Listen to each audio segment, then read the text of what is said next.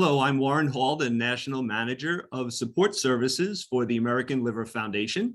The American Liver Foundation is the nation's largest nonprofit serving people with liver disease. We provide a voice and an ear for people with liver disease and their families, their caregivers, and we do this through education, support, research, and advocacy. I want to welcome all of you today to this two-day Autoimmune Liver Disease Forum. The programming that ALF creates is based in large part on what we're hearing from those who engage with us.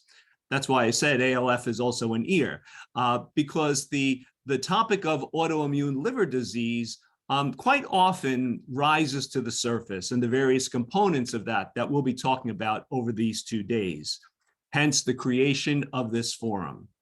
Now, we know that this is an important topic and needs discussion because over the past few weeks, over 350 of you have registered for it. And so over these next 2 days, we'll be seeing so many people come in and out, those who are living with disease, caregivers, medical professionals, organizations, many of whom we're going to be hearing from during these 2 days. So we'll do a little housekeeping first. Some of you may be familiar with the Zoom platform. Certainly over the past few years, we've come to know it quite well, but many of you may not. And so therefore, you'll see on the screen that there are ways that you can put any questions you might have into that chat feature. But I also want to say that when you came in, you heard that this forum is being recorded. But I want you to know that it will not be made public in full. And the reason why is because we want all participants to share freely and honestly, because that's what's going to make this a fuller experience for all of us. We will make public only the keynote speakers, as we feel that their insights and the information that they're going to offer will be valuable for those who are not able to join us for these few days. So again, please note that you can speak freely. It's not going to be made public anywhere on any platforms, YouTube or anything like that. Also, we have a scientific writer joining us for the forum. Her name is Stacy Vernick. And the reason we have a scientific writer is one of the outcomes of these 2 days we hope will be the publication of a white paper.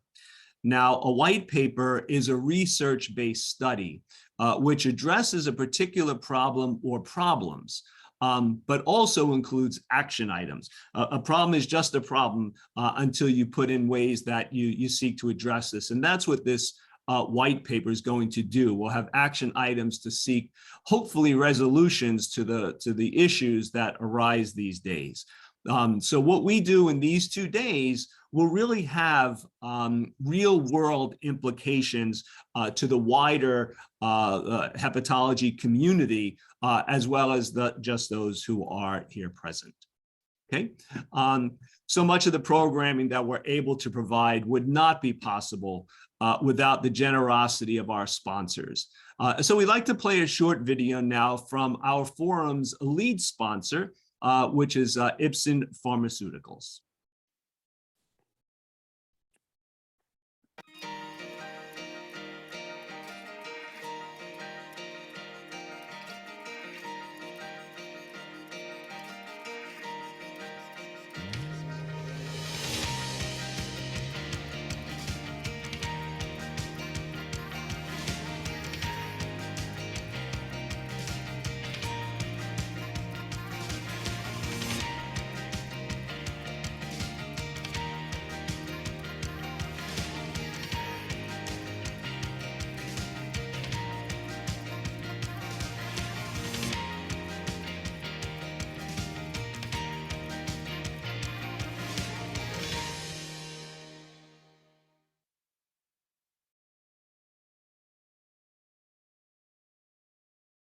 So thank you again to our lead sponsor for these 2 days of programming.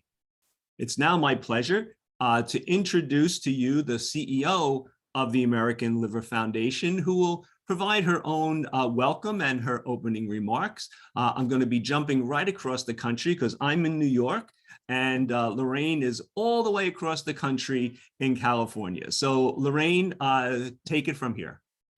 Warren, thank you so much. And I am so excited to welcome you to this amazing conference focused on autoimmune liver disease. I have been wanting to do this since the very beginning when I first joined the American Liver Foundation as CEO 2 years ago. I have devoted most of my life to autoimmune diseases, and I am so convinced we can learn so much from each other. It is such an important area for the American Liver Foundation, and we are going to be stepping up our activities in this space like you've never seen before. We want to break down silos of autoimmune liver disease as well as other autoimmune diseases. Siloed, we're not going to get the attention of the federal government. Together, we're going to get the attention of the federal government in doing more in autoimmune liver disease. And I understand this disease well. Full disclosure, I don't have this disease, but I live with a man who's had an autoimmune liver disease for 63 of his 73 years. And as you all know, you get one disease, you often can get another. So again, another reason why we need to break down the silos of autoimmune disease. I understand your challenges, your pains, your frustrations with autoimmune liver disease. Our team, Warren and others understand it. And again, we really want to support you on your journeys. And we want to not only make your journey and your quality of life easier and better, but we want to cure these diseases. And you are going to see great things from the American Liver Foundation moving forward. In particular, in research, we have just hired a trained immunologist, a PhD researcher. I know she's on this call, Dr. Elaine Jordan. We're thrilled she is joining us. She will be with us for the next 2 days, and she will be helping to drive our research activities moving forward. So for all of you who are on this call, medical professionals, we plan to be connecting with you far more closely. We hope to be funding in this space in a greater way. So thank you. For those of you on the call from the National Institutes of Health and other government bodies, we are grateful to you. We know you've been doing good work, and we want to be your partner in stepping it up in a much greater way. And of course, for all of you on this call, and there are many of you, hundreds of you who are on this call, who are patients and caregivers, we are thrilled you're with us for the next 2 days, and we are excited about what we can do together as the American Liver Foundation and all of you. So thank you, and I hope you get so much out of these next 2 days, because I'm very much looking forward to getting a lot out of these days as well. So thank you, and thank you, Warren. Okay, so I'm along with kind of being the host here, I'm also the chief timekeeper. And so I have to make sure that we all stay on time. And although it looks like we're about 3 minutes ahead, I know that those 3 minutes can go away very quickly. And so I want to go right now into the introduction of our first keynote speaker. And that is Dr. Aparna Goel. Dr. Goel is an associate professor of medicine in gastroenterology and hepatology at Stanford University. She completed her medical school at Jefferson Medical College and internal medicine residency and chief residency at UCSF. Then she moved all the way across the country to complete her gastroenterology and transplant hepatology fellowships at Mount Sinai Hospital here in New York, which is actually right down the street from where I am right now. After completing her training, she joined the faculty at Stanford. She is the Associate Program Director of the Gastroenterology Fellowship and the Program Director of the soon-to-be Transplant Hepatology Fellowship at Stanford. She has a particular clinical interest in the management of patients with autoimmune liver disease, including autoimmune hepatitis, primary biliary cholangitis, and primary sclerosing cholangitis, all those topics that will be discussed during these 2 days. She's leading institutional principal investigator for several clinical trials, which, as we know, are so important to scientific research, medicine research. And these are for rare autoimmune liver conditions. Dr. Goel is also involved in several national and international collaborations to further our research and the treatment of AIH, PBC, and PSC. So Dr. Goel, welcome, and thank you so much for your time and your expertise today. Thank you, Warren, and thank you to the American Liver Foundation for inviting me today. I appreciate it, and I look forward to learning from you all as well. Okay, if I share my screen. All right.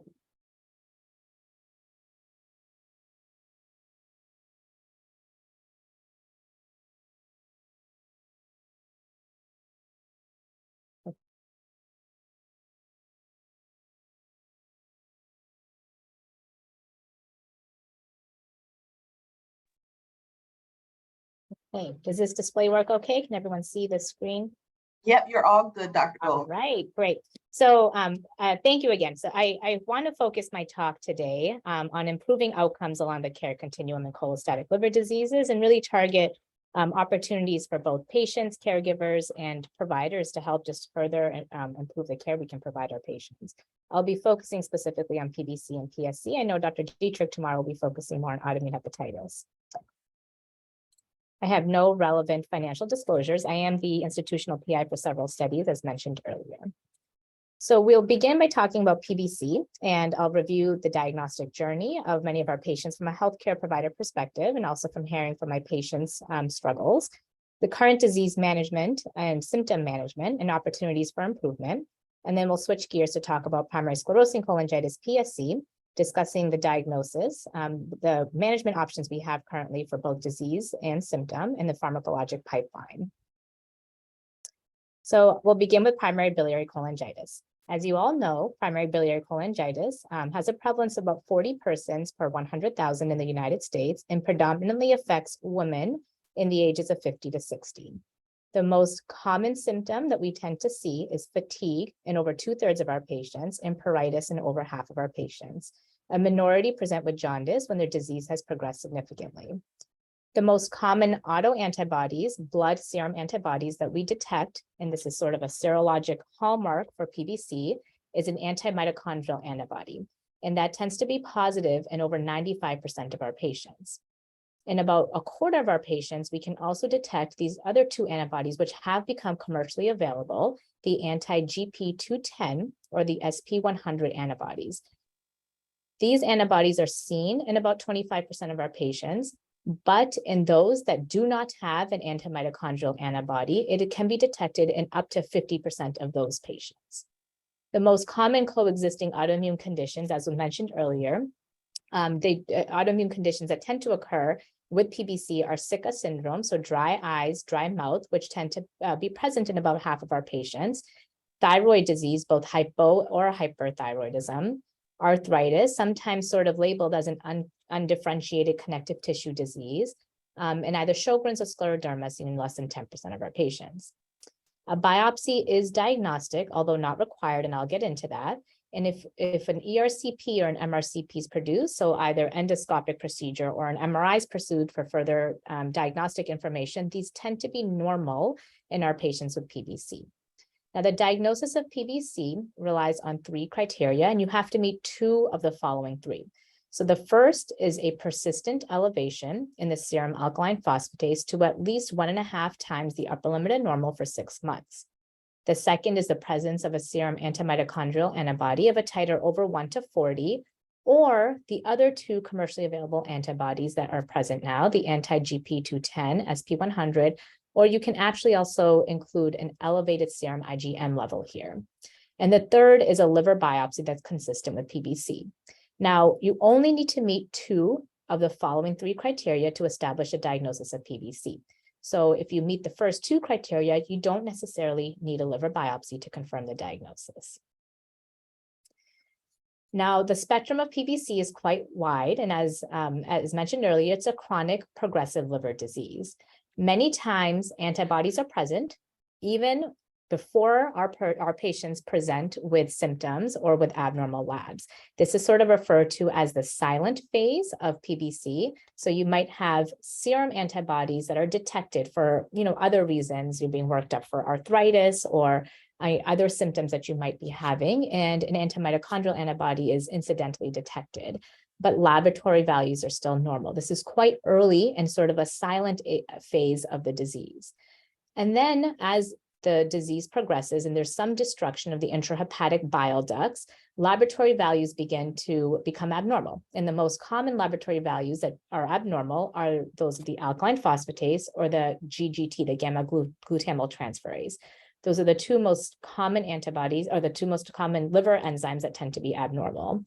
And then as the disease progresses further and there's more destruction of the intrahepatic bile ducts, our patients start to develop symptoms of fatigue, pruritus, and potentially portal hypertensive complications. Those include the development of varices, splenomegaly, thrombocytopenia, ascites.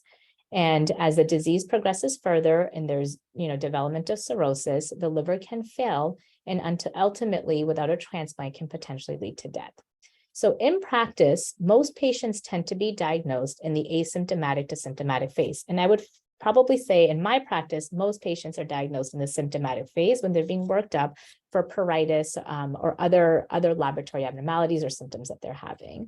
So at this phase, there's already pretty significant destruction of the intrahepatic bile ducts. And the question really is, what can we do to try to diagnose the disease at an earlier phase?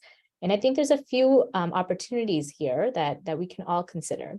The first is ensuring that laboratory enzymes, liver enzymes, are evaluated on an annual basis. This is often done just by making sure you have a PCP that does annual blood work and recognizing these abnormal liver enzymes. So, over the years, the threshold of what's considered abnormal and normal has changed. And it's important that if your liver enzymes are abnormal, that your primary care physicians, your primary care providers recognize that, but also you bring it to their attention and see if additional diagnostic information is necessary. The second is avoiding the misclassification of disease. And I tend to see this a lot. So a lot of our patients, are frequently diagnosed with either having biliary colic or gallstone disease first as the cause of their liver enzyme abnormalities, or potentially alcohol-related liver disease. Even if there is some alcohol intake, does it really meet that threshold of potential high-risk behavior or high-risk drinking that would cause liver test abnormalities? And then obviously one of the most common things that we see these days is non-alcoholic fatty liver disease. And while you can have more than one diagnosis, you can have PBC with these other conditions, oftentimes just misclassifying the disease as just one of these leads to a significant delay in the diagnosis of primary biliary cholangitis. So there is work to do in making sure that our providers are educated on this diagnosis so that the index of suspicion is raised if there are, clear cholestatic liver enzyme abnormalities, and also understanding that based on a specific demographic, your index of suspicion for PBC should be raised and potentially referring to either a gastroenterologist, a hepatologist, or doing some additional serologic blood work is important. And then the last is, now with the other 2 commercially available antibodies that are present, a lot of our patients that are AMA negative, so that this is, the 5 to 10% that don't have the antimitochondrial antibody, it should be considered to pursue additional serologic testing. And without that testing, you might be more prone to being misclassified as having a different disease process like non-alcoholic fatty liver disease or gallstone disease. So just remembering that these other antibodies are now also commercially available. And the last is just knowing family history and making sure that your providers are familiar with the family history. So up to 6% of patients with PBC have a first degree relative with PBC. And the prevalence of antimitochondrial antibody is up to 13% in first degree relatives of primary biliary cholangitis. So keeping that in mind as well. Now, once the diagnosis of PBC has been established, the next is obviously starting treatment. I want to discuss just briefly what the goals of treatment should be. In the past, the goals of starting treatment have been to bring the alkaline phosphatase down to levels of about 1.5 to 1.67 times upper limit of normal. Over the years, we have recognized from looking at large database studies, large registry studies, and even some of our clinical trials that really pushing to bring the alkaline phosphatase down to lower values than still above normal, really does improve our the transplant-free survival in our patients. So improves the longevity of the liver in our patients as well. So this is data from the global PBC study that looked at about over 2,000 patients and followed patients for many, many years. And in this study, what we found was aiming and really trying to treat patients to have a bilirubin level that was less than 0.6 times upper limit of normal, improved our outcomes. And that was compared to a bilirubin that was abnormal, which is down here, and a bilirubin that was between 0.6 and normal. So really trying to bring the bilirubin levels, if your bilirubin level is already low, that's great, but really trying to bring that bilirubin level down to 0.6 times upper limit of normal does make a difference. And then if you look at patients that were treated with, we'll talk about treatment in just a minute, but when you look at patients that were treated with ursodeoxycholic acid and subsequently had an improvement in the bilirubin levels, those patients did just as well as those that had normal bilirubin or less than 0.6 times upper limit of normal bilirubin level to begin with. So treatment to bring the bilirubin level down makes a difference in prolonging the health of the liver and avoiding transplant for as long as possible. And in addition to bilirubin, if you look at our patients that have a normal bilirubin less than 0.67 times upper limit of normal, and you look at those that have a normal alkaline phosphatase, those patients tend to do better than if you are targeting an alkaline phosphatase between 1.67 times upper limit of normal and above. So really trying to push the targets of the treatment and really pushing for normal alkaline phosphatase levels, we think will improve transplant-free outcomes for our patients. So let's talk about treatment. The current first-line treatment, as many of you are probably aware, is ursodeoxycholic acid. Ursodeoxycholic acid, or UDCA, is normally given in a dose of about 13 to 15 milligrams per kilogram per day in divided doses or as a single dose. About 40% of our patients are inadequate responders, indicating that the alkaline phosphatase stays above 1.67 times upper limit of normal. It's probably even a higher percentage. It is a higher percentage if you're targeting normal alkaline phosphatase values. About 5% are intolerant to therapy, usually due to GI side effects. And important to know that this doesn't improve other symptoms of PBC, including pruritus or PBC symptoms. Now, some of the things that I tend to see when patients are referred my way for the treatment of PBC is inadequate dosing of UDCA. So remembering that the dose should be weight-based and between 13 to 15 milligrams per kilograms per day is very important to give an adequate treatment trial of the UDCA. The second is compliance. So we often will dose UDCA as a 3 times a day dosing or TID dosing, and that can be difficult for a lot of our patients. So discussing the compliance and making sure our patients are taking the dose that's prescribed. But secondly, also offering that the dose doesn't have to be divided. We know that UDCA works if you give it the adequate dose 1 time a day, 2 times a day, or 3 times a day. It doesn't really matter how the dose is being divided. The important thing is getting the dose inside of our patients and making sure that they're getting the adequate treatment. The other thing to remember is the response to UDCA plateaus at about 6 to 9 months. And it might still continue to drop, but we normally see that plateau at 6 to 9 months. So many times physicians will wait for 12 months of UDCA before thinking about second-line treatment, but you should start having that discussion with your doctors between 6 to 9 months if you start seeing that the alkaline phosphatase isn't really dropping much and is sort of hovering and still elevated at 6 to 9 months. And like I mentioned earlier, really pushing treatment goals to alkaline phosphatase levels that are normal is important. Now, if UDCA doesn't work, then we do have second-line treatment options that are both FDA approved and off-label use. So the FDA approved second-line treatment is obeticholic acid. This can be added on to ursodeoxycholic acid for those that are incomplete responders, or it can be used as monotherapy for our patients that don't tolerate UDCA. About 50% of patients that are started, either added on therapy or monotherapy on obeticholic acid, continue to have elevated alkaline phosphatase numbers even after that. Pruritus or itch can worsen or develop after starting obeticholic acid, and that's something that is usually discussed in detail with our patients. So if itch is already a pretty significant symptom, it's important to really consider if this is an appropriate second-line therapy or if other options should be considered. And the important thing also to remember with obeticholic acid is that it really should not be used in our patients that have cirrhosis with decompensation or a history of decompensation. So even if ascites, varices, encephalopathy is controlled with medicines, you cannot use obeticholic acid. And then the off-label option for second-line therapy is a fibrate. So this can, again, be added on top of ursodeoxycholic acid. It can also be added on top of obeticholic acid, although using all three together, I think is quite rare, but you can.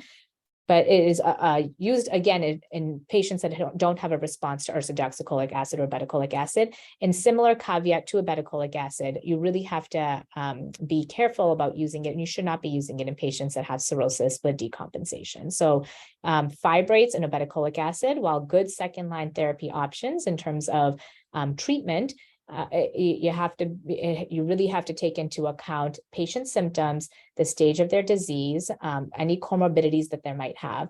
And I often, if I'm thinking about second-line options, will really discuss any available clinical trials. And this is a good opportunity. If our patients are not responding to first-line therapy, it is a good opportunity to discuss clinical trials in this context. Many clinical trials that are available for PBC will often include patients that have been treated with ursodeoxycholic acid and have an incomplete response, or are intolerant to therapy. Oftentimes, concomitant use of obeticholic acid and fibrates is not allowed because a lot of these therapies kind of work with the same mechanism. So there are several promising therapies that are in phase 3 and beyond trials that include PPAR agonists. So seladelpar is completed its phase 3 and is now in its open label extension and has shown very promising results with improving alkaline phosphatase levels, but also improving itch symptoms.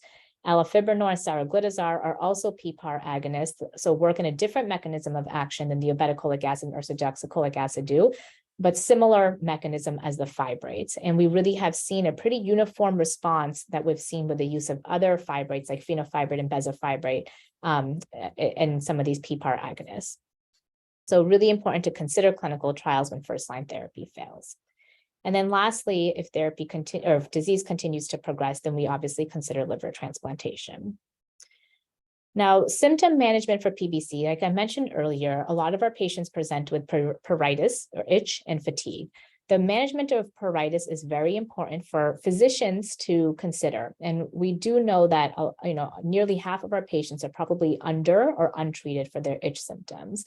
There's many therapies that are available for the treatment of itch. The first therapy that should be considered is cholestyramine, which is given in a powder form and up to 4 to 16 grams per day. The tricky thing with cholestyramine is spacing the medicine with other drugs that you're likely taking, like ursodeoxycholic acid. So it needs to be spaced about 2 to 4 hours apart from other medications. Rifampicin, naltrexone, and sertraline are also good options if cholestyramine does not adequately control itch symptoms. And there are third-line therapies as well, including plasmapheresis And there are clinical trials that are available for the treatment of severe itch in our patients. And these include the IBAT inhibitors, the ileal bile acid transport inhibitors, and those should be offered as well.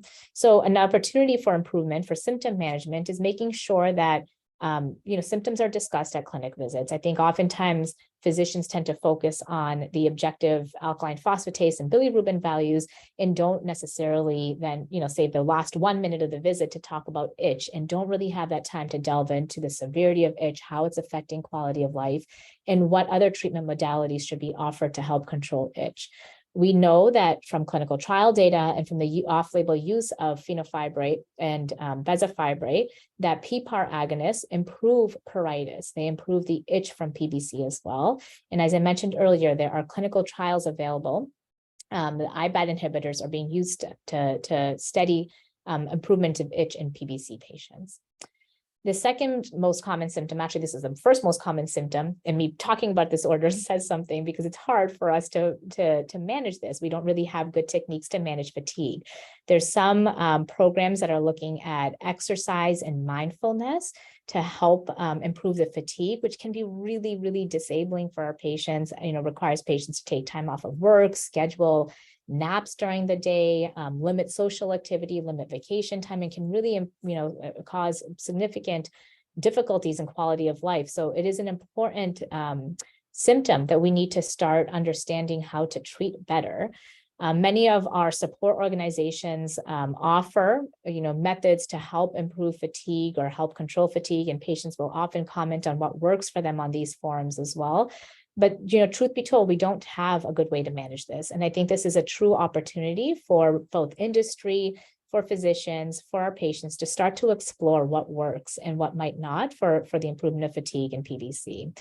One promising thing is the study of the NOX1/4 inhibitor, setanaxib, which has studied, the improvement of fibrosis in PBC. But one of the secondary outcomes that we have seen in the study of this medicine is the improvement of fatigue as well.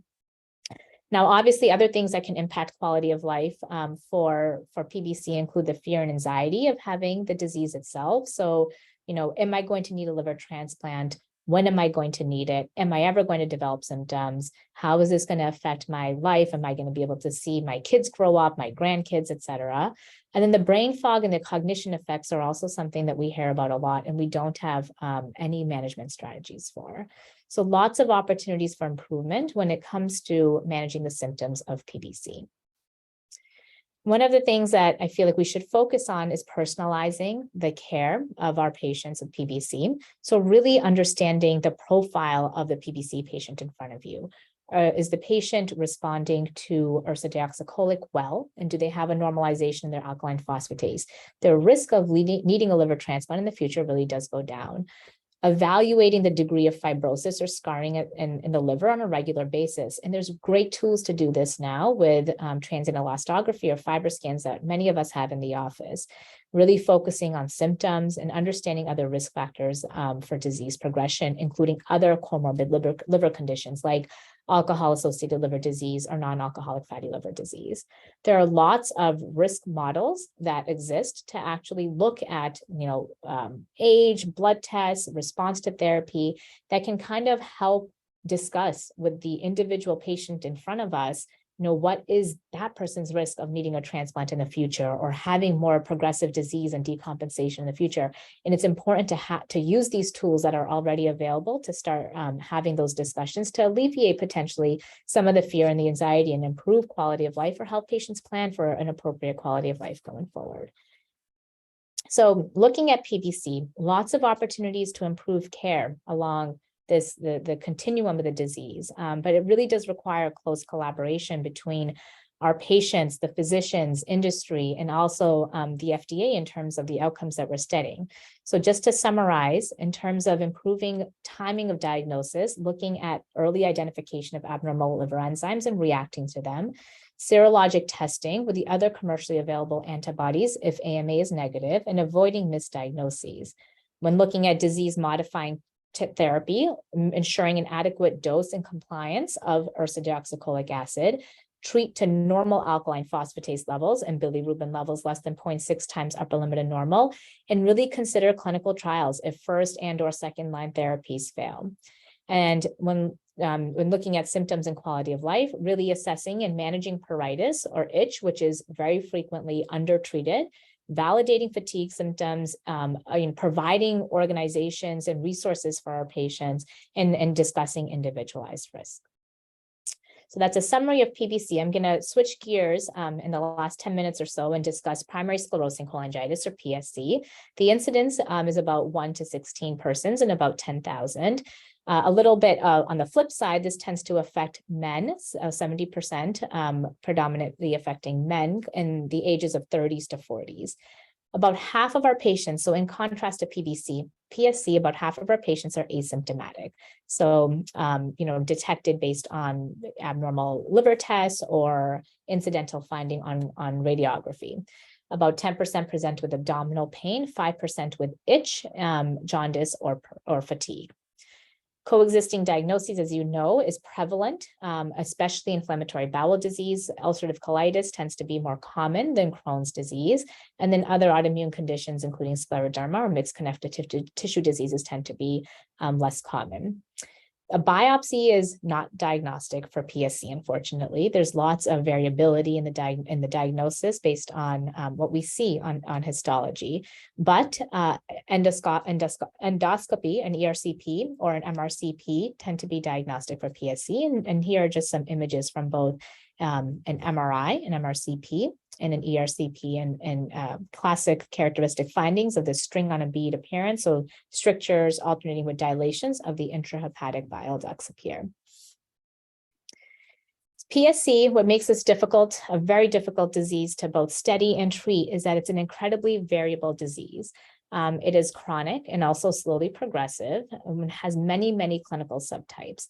So there's the PSC disease that tends to affect the larger ducts more, the common bile duct, the common hepatic ducts, the larger branches of the intrahepatic duct. And then there's small duct disease, where you might not actually see abnormalities on an MRI or an ERCP, and you kind of are suggested the disease based on the demographics of the patient in front of you, concomitant diseases like inflammatory bowel disease, and supporting biopsy findings.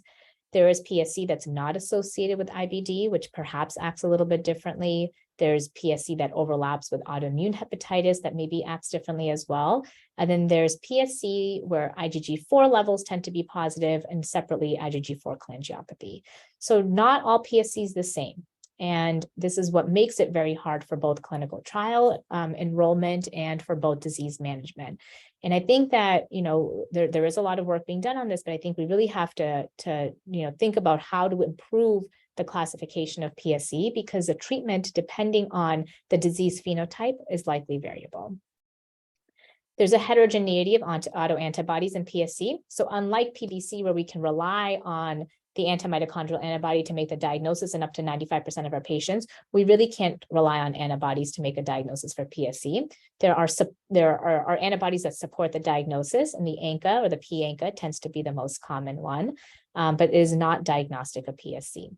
And like I mentioned earlier, the liver biopsy also is not diagnostic. So the classic finding of these onion skin or fibro-obliterative lesions are only found in less than 20% of the biopsies that we do. So we can't rely on this biopsy finding. We tend to see supporting evidence of PSC on a biopsy, and that could be the signs of bile duct loss for more chronic disease, or proliferation of the bile ducts, indicating that the bile ducts are trying to recover or find the liver's trying to find other ways of passing the bile through, and other signs of inflammation along the bile duct walls that can support the diagnosis. What we do know from looking at population studies there are some favorable characteristics of PSC. So some of our patients that tend to do better with the disease are those that have small duct PSC, so no true MRI or ERCP findings, but just based on biopsy, some supporting findings. Those that have Crohn's disease, those that are actually older at the age of diagnosis. So those that tend to be diagnosed over the age of 60 tend to need a liver transplant less frequently, or suffer from comorbidities or morbidity from liver disease compared to those that are diagnosed less than the age of 40. Non-African Caribbean race tends to be more favorable. Females tend to do better. And actually those that get annual imaging tend to do better. And I think that just is sort of indicative of us finding the dreaded cholangiocarcinoma at an earlier stage and being able to treat it. And then those that where we are monitoring the stiffness in the liver with transient elastography frequently, patients that have minimal change in the liver stiffness over time, as indicated in this little graph up here, those that have very little change are in this graph that tend to do better over time compared to those that have much more significant change in their liver stiffness over time, which is sort of intuitive. There's several, similar to PBC, there's actually several prognostic models that that should be discussed with our patients to sort of discuss and understand the short and long-term risks of needing a liver transplantation. These models have been reformed and modified over the last 30, 40 years now. And the most recent ones are based on some artificial intelligence and machine learning. That's the Presto model from 2020.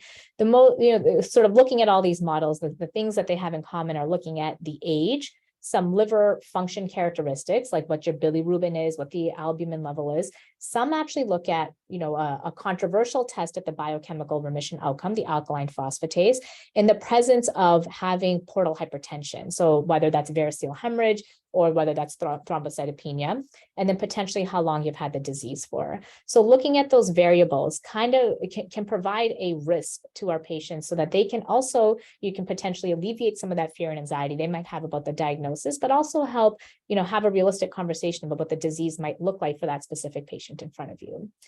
One of a newer technology that is now available at many centers is a liver multi-scan and the MRCP plus, and this can also help risk stratify our patients with PSC. We're not entirely sure how this is going to be incorporated in our day-to-day practice quite yet, but it gives a 3D model of what the bile ducts look like in the liver, and it can quantify the strictures and the dilations. And over time, if you study this, you can sort of see if the disease is progressing slowly, more rapidly, if there's areas of stricture that seem to be more concerning. And what we do know is that it can classify patients into low and higher risk, and it correlates well with some of these other prognostication models that I mentioned earlier.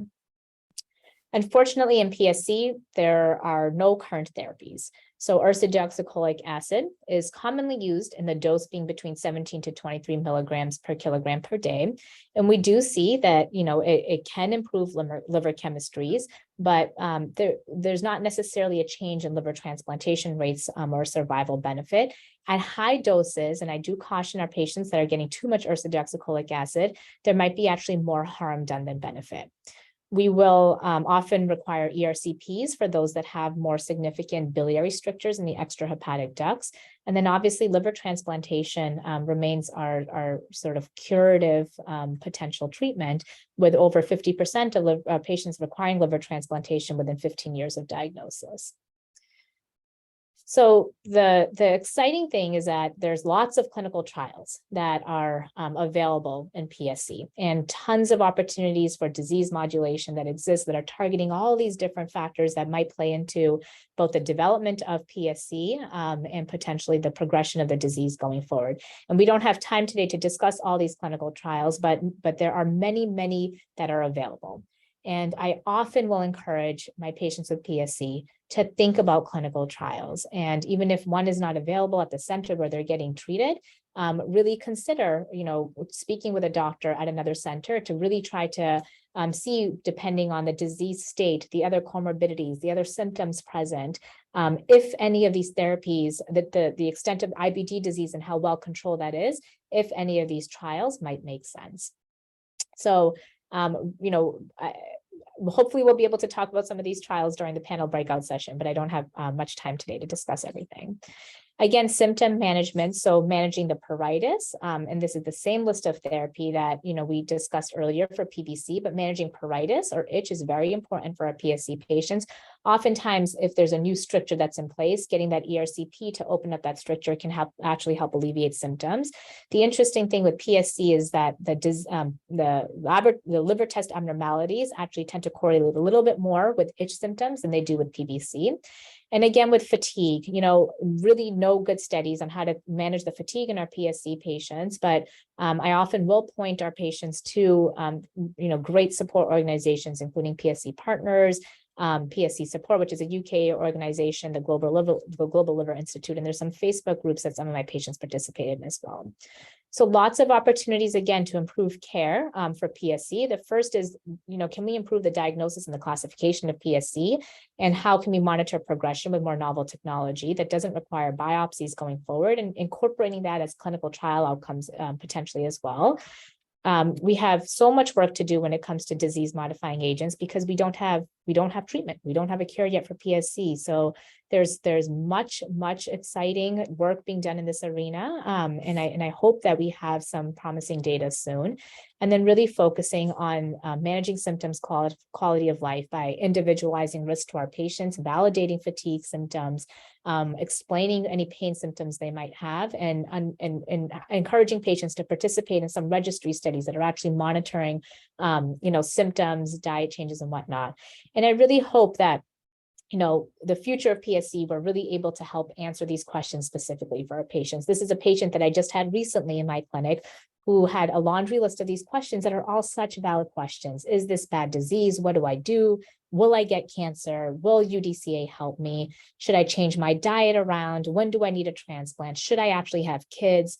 Can I still work? Are there any other treatments? Such valid questions. And we don't have great answers right now, but I hope that in the future we are able to. So I'm running out of time. So in summary, significant advances in tolerable therapies for PBC exist, and important to take advantage of these therapies and participate in potential clinical trials. We really need to increase our focus on symptom improvement in PBC, especially fatigue and quality of life symptoms.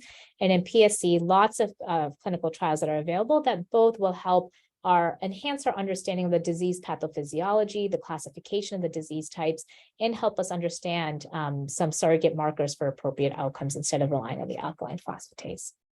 So I thank you all for your attention and look forward to hearing questions later. Well, thank you, Doctor, so much for kind of kicking off our forum here. We always, and you did this, is that we always are looking forward. We think of people who, and many of whom are on the program with us now, let's say, who've been diagnosed 10 years ago or 15 years ago. And we have people diagnosed yesterday, right? And then also with the research and the work you do, it's the person who's going to be diagnosed tomorrow or 5 years from now that we try to keep in mind as we move through the research and the clinical trials, because we know that that's what is going to bring hope and inspiration to people as they hear from a doctor that, that this is something in their diagnosis that's being considered. So we really do appreciate your, sharing those insights with us. And as you mentioned, right now, we will go right into the physician panel for us, because now we've brought together some folks that we can, hear from in different aspects. So what I'm going to do is prior to each of these panels, I'm going to give to all of us who are here a mile-high recap, so to speak, of the responses that we received by those of you who answered some of those pre-form questions. When you registered, there were a series of questions for wherever you fall into particular, if you're a person living with a disease, medical professional, or an organization. And so the raw data that we've collected, we haven't had time to go through it too much, but what I'm going to present for a minute before each of the panels, as I said, is a really a high level of what some of those responses were, and a deeper analysis of the data is going to be included in the white paper that we had discussed. So just the healthcare providers in terms of some of their responses. So some of the trends that the doctors had mentioned in their responses is that they feel that the people who find out that they have these diseases they do seek to get as much information that they can about it. And those of us at the American Liver Foundation, we're aware of that because we're certainly one of the groups that people, when they hear a diagnosis or potential diagnosis, they will come to us. And so one of the trends that the physician is seeing is that, people are taking control or trying to take control of their disease first by learning about it. And certainly that's some of what Dr. Goel had just shared with us. Disparities. And one of the disparities that came up in the data is that some doctors are treating many people who have the autoimmune diseases, and some doctors only treat a few or one. And so that's going to have a lot to do with the physician's approach or their knowledge of these. And so we'll get into this a little bit. Some of the challenges, patients need more information and support groups and managing the things that Dr. Goel had said in her presentation, that these are the challenges, these are the things that we need to be looking to help those to cope with what they're dealing with now. And expectations, what are our expectations? We need to get people diagnosed sooner. The delayed diagnosis seems to be hampering so many of the folks that are presenting with these diseases. And as we know, with delaying diagnosis is a delay in addressing this. And so therefore, so these were just some of the high level data or the responses that we heard from the medical community. And so we'll have our medical professional panels now. Our moderator for this first panel discussion is Dr. Shivani Shah. Dr. Shah is a GI fellow at UC Davis and an incoming transplant hepatology fellow at Cedars Sinai. So Dr. Shah, you could take it. Warren, thank you so much for the introduction, and thank you to the ALF for having me here, and it's a pleasure. It is my honor to actually introduce our faculty mentors here today. First, we have Dr. Goel, who you just heard speak. She is a clinical associate professor of medicine and gastroenterology and hepatology at Stanford. Next, we have Dr. Joshua Korzanek. He's a Resnick Family Distinguished Chair in Gastroenterology and Hepatology, the director of the Resnick Family Center for PSC Research, the founding director of the Brigham and Women's Hospital Crohn's and Colitis Center. He's an associate professor at Harvard Medical School. Next, we have Dr. Amy E. Taylor. She's a pediatric hepatologist, assistant professor of pediatrics, and program director of the Advanced Transplant Hepatology Fellowship at Cincinnati Children's Hospital Medical Center. We also have Dr. Manish Thapar. He's the chair of the Division of Hepatology and the medical director of the liver transplant program at Einstein Healthcare Network at Jefferson Health. And finally, we have Dr. Heather Simpson. She is an associate professor of gastroenterology and hepatology at the Medical University of South Carolina. And so I am going to go ahead and start with our first question that we have. And to the audience, if you have any questions, please feel free to put them in the chat and I'll be sure to ask. So the first question we have is, what does the diagnostic process for autoimmune diseases look like from your perspective? And what barriers and challenges in making these diagnoses have you observed?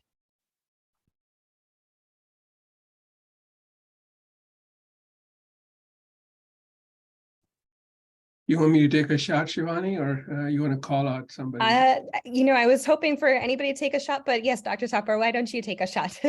No, thank you, Dr. Goel. That was a very exhaustive and detailed presentation, and the time you, in such a short period of time, I was thinking I probably would take an hour to do what you did in 25, 30 minutes. But to answer the question, what does the diagnostic process look like? If you're focusing just on autoimmune diseases, specifically PBC and PSC, now there's two perspectives. One perspective is from the provider or physician's perspective, and the other perspective is the patient's perspective. From a provider's perspective, I think majority, 99.5% of GIs and hepatologists are pretty familiar with these diseases. That may not be their primary niche, as it was mentioned by Warren, but it's on their mind if they see somebody with elevated liver enzymes. From a patient perspective, I do think, especially with the diseases that do not fit, I'm talking about PBC, which does not have an AMA. They might need a biopsy, so that may be an additional step that the patient's looking to, right? And a lot of times the symptoms are vague, so it takes time to come to that diagnosis. For PSC can be certainly more challenging, especially with small duct PSC. You go through this whole workup, and then you need a biopsy. And as Dr. Goel mentioned, we may not see the changes in a biopsy, and it's a matter of time that you will eventually see those changes.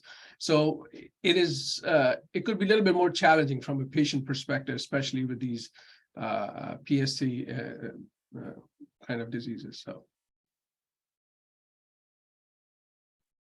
Thank you for that answer, Dr. Thapar.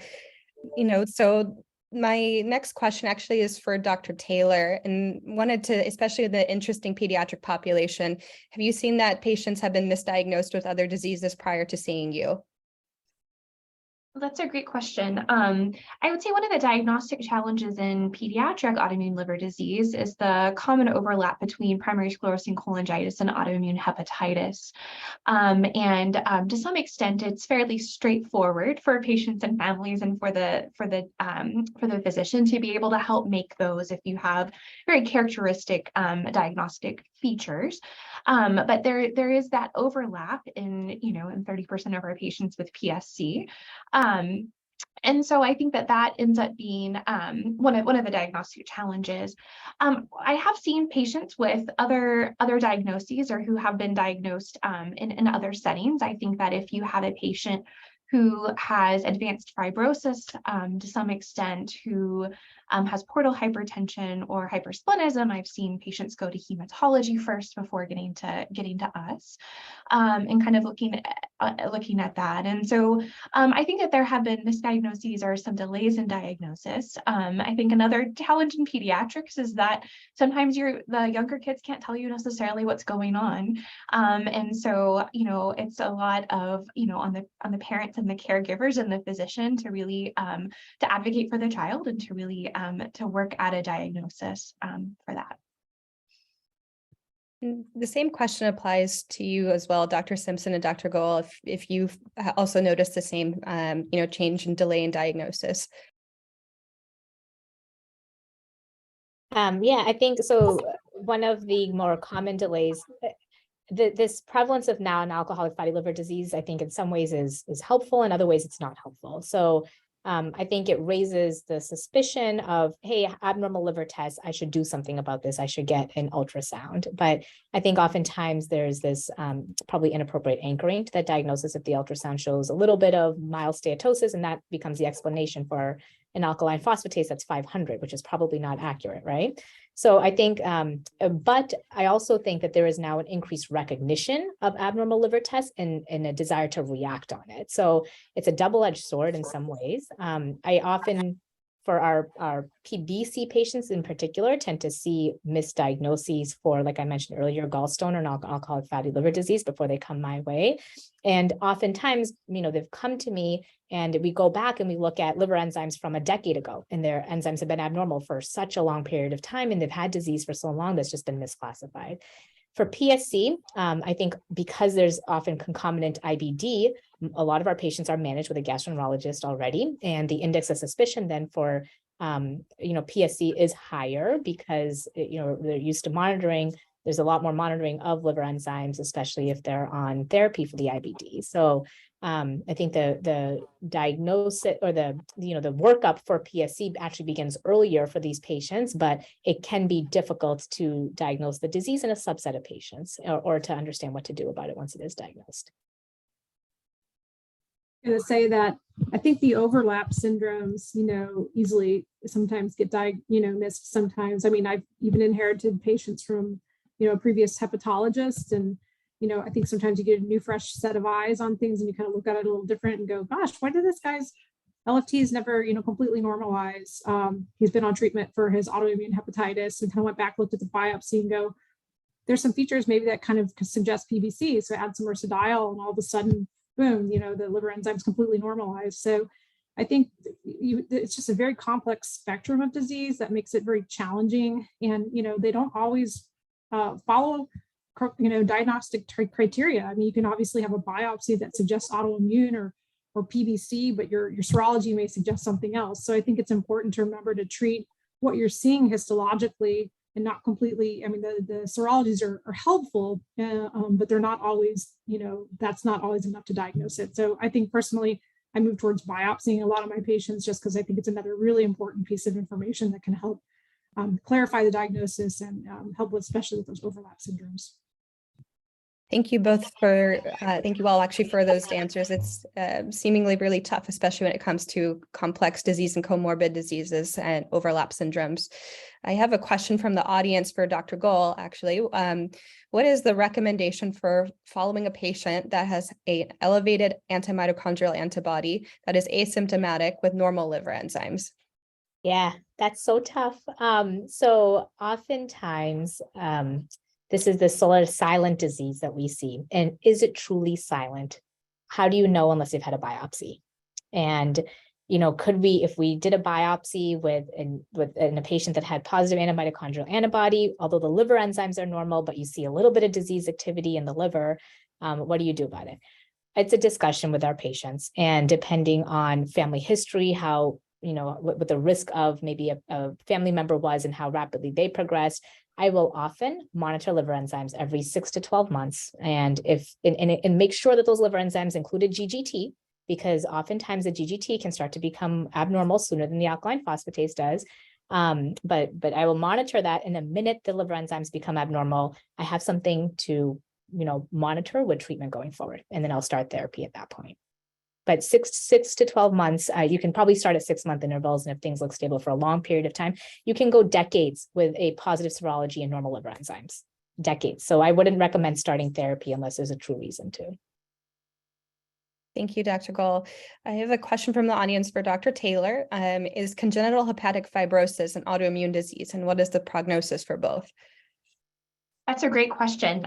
So congenital hepatic fibrosis is part of a series of diseases that we see in children that is related to some degree of pattern and bile duct development. We see it track with things in polycystic kidney disease. And so it seems to be how the liver has formed and developed and has extra fibrosis around that. That in some patients, the congenital hepatic fibrosis can be stable over time. And then depending on kind of other circumstances, sometimes you can see development of portal hypertension. And so in my mind, while congenital hepatic fibrosis and polycystic liver disease, biliary disease, can coexist, I tend to think of autoimmune hepatitis as being kind of and a PSC as being a separate disease process. Thank you, Dr. Taylor, for that thorough explanation. I have a question for Dr. Korzenek next. What types of resources do you think patients with PSC could benefit from that do not currently exist? Excellent question. Thank you. And I also do want to thank the American Liver Foundation for highlighting this set of diseases, which that's wonderful. And also, in terms of breaking down silos, I'm really approaching this from the GI point of view. And so it's nice to be all together in terms of that as well. And nice to see a partner. We have a lot of friends in common. So in terms of the resources that we don't have, I think that when you talk about early diagnosis in PSC, it's a challenge because you could certainly be cynical and say, well, does it make a difference? We don't have anything we're going to do that's going to make a major difference. So I think that one of the things that's important is that we want to really develop a sort of culture of being part of studies, because we will find answers, we will get therapies, and the more that people participate in studies, the sooner we'll get there. So in terms of resources, if you're at a community practice, it's important to at least once a year, I would say, be seen by somebody who's at an academic center that has a focus on PSC. So that's certainly one important type of resource. I think also in terms of taking care of somebody really with any of these liver diseases, it's important to think of this as we really need to broaden out how we take care of people. So we think of patient education like what we're doing here, which is vitally important. We think we have some preliminary data in PSC of dietary intervention, which may be helpful, and we want to expand on that. So meeting with a dietitian can be helpful for some, and certainly with those who have PSC and IBD, that can be helpful. So we want to broaden that out. I think a lot of people deal with the stress and anxiety of these diseases. And when people come to us, they say, all right, well, I'm having a flare of my IBD. Is it because of something I ate, or is it because of stress? And how stress fits into this, we don't know. But I think certainly being a part of a broader set of resources that we don't necessarily have, we've developed this at our center, where there is hopefully resources where there can be a coordinated care. It's not isolated things. So there's nutrition, mind-body program, or stress management, there's health education. And I think the other thing that would be good to work towards, and we've tried to do it here and not successfully, is really to be able to integrate care for PSC and IBD. Since they really go together, it makes sense to try to not just send notes back and forth to the different providers, but try to coordinate care better. And so I think those are some resources that we really want to work towards developing more broadly for people with PSC and with IBD as well. Thank you so much for that thoughtful answer, Dr. Korsnick. I have a question for Dr. Tapar from our audience. They were wondering if they do get transplanted, will these diseases return? PBC, PSC, and autoimmune hepatitis. So that's an excellent question. Yes, they do. There's a possibility of them returning somewhere in the range of 20 to 25, 30%. But post-transplantation, when we follow you, a transplant does improve your survival. If you're sick enough to get a transplant, that's not a reason not to do a transplant. And B, you're going to be on immunosuppressant post-transplant, and we'll monitor you closely. So the short answer is yes, but the risk is low. It's not zero. And a follow-up question to that, Dr. Tapar, is what has your experience been in these patients undergoing pre-transplant, post-transplant evaluation with overlap syndromes? We're already working with very rare diseases, but it's even rare to have both, overlap of PBC, autoimmune hepatitis, or PBC, PSC, which is even rarer. So you mean what kind of workup is needed? Or I'm going to try to answer the best. What are your outcomes like, and how is this patient population different than somebody with a single disease? So most of these patients, when they're undergoing a transplant workup, right, they're decompensated, so their MELD is high. There's not a lot of treatment options that you can offer to them at that point, right, by the time they get to transplant. But generally, when there is all of these autoimmune diseases, especially when they transition from the pediatric world to the adult gastroenterology world, as was mentioned earlier, there is often these overlap diseases, they do tend to fluctuate, their phenotype does change over time. And you may find that this is just autoimmune, predominant autoimmune disease, autoimmune hepatitis predominant. And over a period of time, it may just, it may require URSA, it may have more alk-phos elevations. And so you have to consider biopsying them, especially if they're not responding or the biochemical profile is not responding. So they do tend to move around sometimes. Thank you for your responses, Dr. Thapar. This question's for Dr. Simpson as well as Dr. Taylor. What do you recommend for pain control for somebody with a physical illness, such as an abscessed tooth, for a patient with PBC? Sure. Actually, I think a common misnomer that us hepatology folks come upon often is that, stay away from Tylenol at all costs. And honestly, Tylenol is perfectly acceptable, and usually would be the first thing I would recommend, just not maybe taking more than 2,000 milligrams per day, so a reduced dose compared to other people. A lot of times patients that have liver disease, that have cirrhosis, obviously NSAIDs like ibuprofen, Aleve should be really avoided because they can increase the risk of renal complications, which liver patients are already at increased risk of acute kidney injury, usually from being on things like diuretics. also increases the risk of variceal bleeding, NSAIDs, that's like ibuprofen, Motrin, Aleve. So kind of the opposite of what a lot of doctors or GI specialists even sometimes tell their patients. Opioids are okay. Need to be caution, use with if you have confusion problems or hepatic encephalopathy related to cirrhosis. Tramadol is okay too, but I would actually say have some Tylenol on hand. Just don't take as much of it as other people.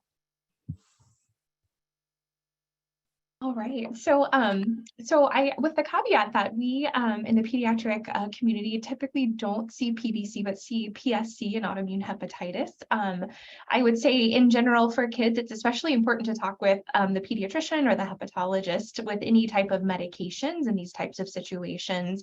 In general, if kids have liver disease, but the liver is otherwise functioning okay, Tylenol is usually also kind of our first recommendation. But again, it really depends on the situation, on the individual patient, how they are doing, and the duration of treatment. But we also recommend reduced dosing of Tylenol. Thank you. So to summarize, I think Tylenol is safe in certain amounts in patients with liver disease. So I have a question actually for Dr. Korzenick from the audience. What nutritional research is in the literature for the treatment of PSC? So there's very little. In the literature, there's one study where it was a gluten-free diet that was done, which didn't show any difference. We've just completed, and we're looking at now the microbiome data where we compared, basically it was a low protein diet versus a high protein diet. And we're just doing a pilot study to, and I can go into it in more detail. We were doing it as a pilot study, really looking at the microbiome data. We weren't expecting to show a difference in alkaline phosphatase, but to our surprise, we did. And so now we're looking at more detail. So it's not something that I'm recommending at this point. We're trying to understand what that tells us about PSC and whether this is something that we can study more broadly to see whether it could be an adjunctive therapy along with other medications. Thank you for that thoughtful response, Dr. Korzenick. We have two more questions for our panel. One will be to Dr. Goel. So do patients with PBC or autoimmune hepatitis respond to immunotherapies such as B-cell depleting antibodies? And if so, then how do you recommend immunotherapies to these patients?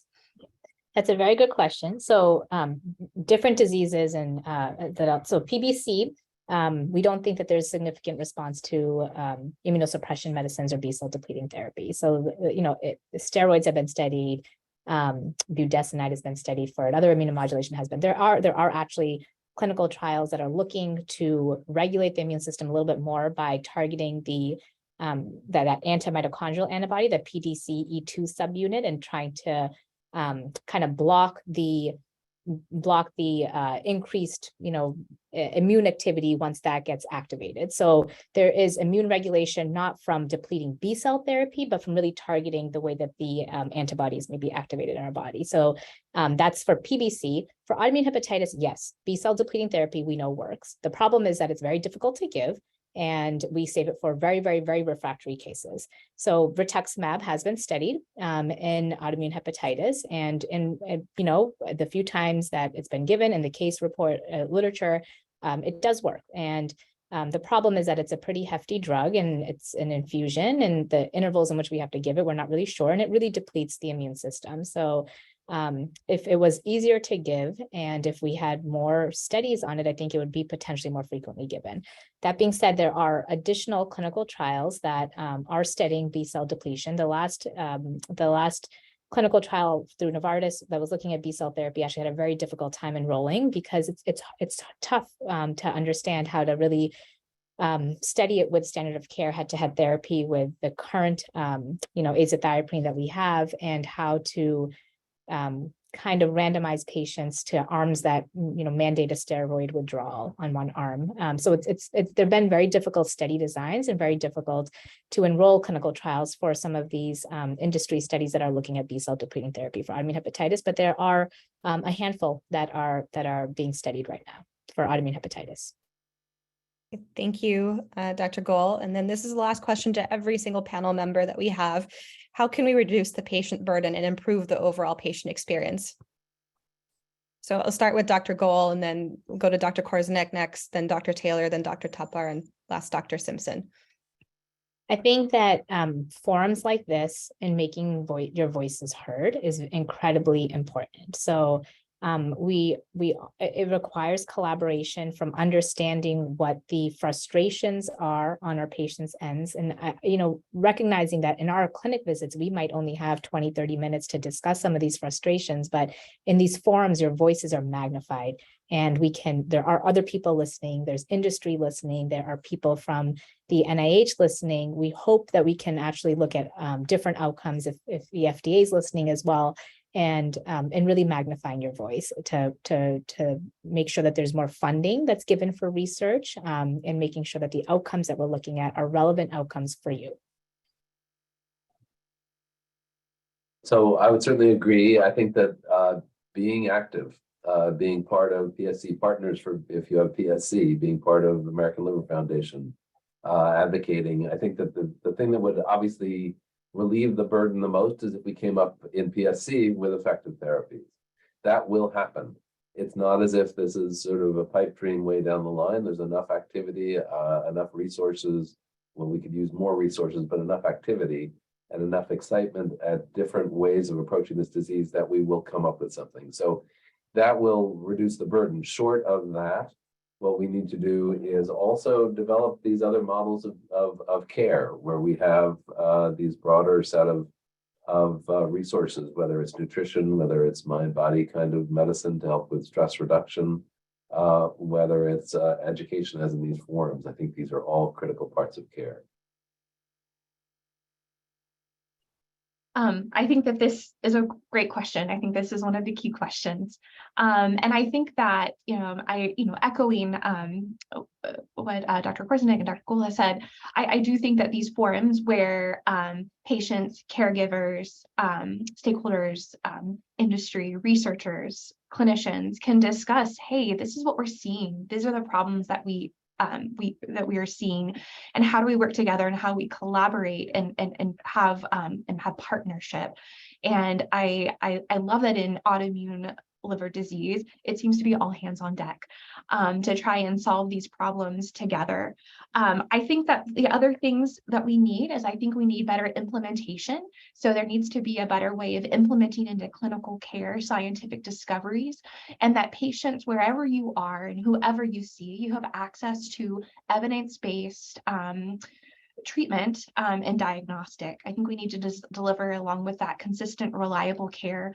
And I really do think that we need to look at mental health and mental well-being and emotional health as part of our care model, and work on it together to help ease the burden for patients and parents and caregivers. Thank you. And we have Dr. Tapar up next. I believe you are muted.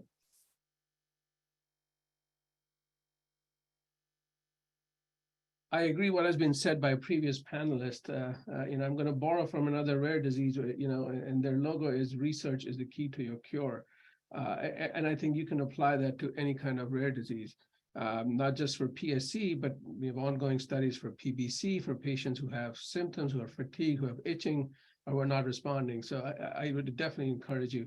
And I think another important thing is, because this is a chronic problem, this is not an acute problem, I think developing a therapeutic relationship with your provider, whoever is treating you, doesn't matter where, and developing that understanding what your short-term goals is, what your goal for the visit is, what your 6-month or 1-year goal is, that goes a long way, in trying to tackle this, lessen the burden, so to say. Thank you. We have Dr. Simpson. Great thing about going last is everybody's already pretty much said everything that's important, I think. The only thing I was just going to add is just, I think, increasing awareness of these diseases and, access, especially to a tertiary care facility like an academic medical center, to get involved in those research trials that, your local GI doctor may not know about, to get, greater access to resources and other things as well. So being in South Carolina, we, we're the only hepatologists in the entire state. So all in Charleston. So it's tough for our patients to get down here, sometimes 3.5, 4 hours away. So getting in, I think is important. So anything that could help, give additional resources, economic support to getting patients to the care they need to get, I think is really important to consider as well. Thank you all for your time and your expertise. I've certainly learned a lot myself, so I'm sure that our audience feels similarly. Yes, thank you all so much. I mean, where would we have the opportunity to get, such great doctors all together at one time in a room and be able to ask questions? And so we really do appreciate that. If your question was not answered, we will have opportunities later in the forum for more questions to come about. So please don't feel that your question will not be addressed in some way, because we will definitely get to that. And my takeaway from it, all the responses were really good, but I think when Dr. Korzenik, when you were talking at the end there about, you said treatments and cures, and you said it will happen. And I kind of got chills a little bit when you said that, because sometimes when we're ill, when a loved one is ill, it just seems like it's never ending. But I think you put a point right on that to say it will happen. It just, we got to do these things. We got to get into clinical trials. We have to do this stuff because this is how treatments and cures come about. So thank you all so much. We really do appreciate your time, and I'm sure everybody in attendance would like you to be our doctors, but we really do appreciate the time that you gave us today. Okay, so now we're going to move on to the next segment here. Our next panel is going to be patient voices. Now, I love our doctors. I love our community organizations, but I love our people who are living with these diseases. And maybe that's because part of my job at the American Liver Foundation is that I get to hear from patients every day on our helpline, and in various ways we do that. So I'm excited for this panel now to come up with us. So I'll just once again mile high to the responses of those pre-forum questions. So from the folks who are living with these diseases, the trends, and this is what we're doing here. The main trend.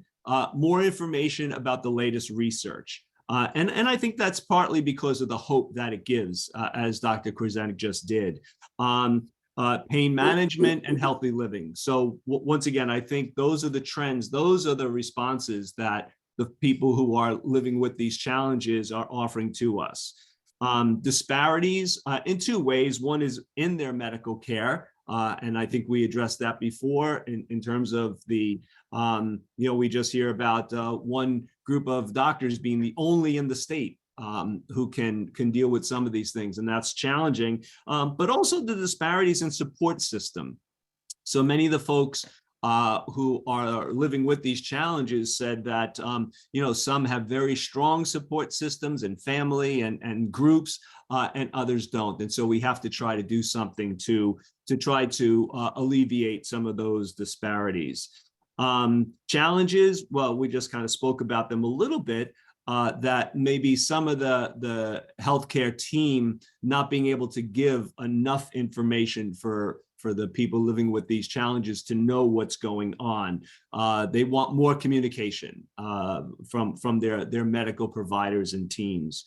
And expectation, what are some of the expectations? Hopefully we're addressing some of these. Research information, again, pain management, fatigue, healthy living, as well as some to do with the liver transplantation.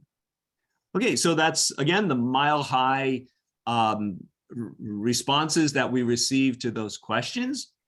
So now I'd like to introduce the moderator for this panel. So we have Dr. Arij Mazar, is Ascension Providence Hospital Gastroenterology Chief Fellow, and Northwestern McGraw Hospital Transplant Hepatology Fellow for 2023 and 2024. So thank you, Doctor, for being here and for moderating our panel. Thank you so much, Dr. Hall, for that introduction.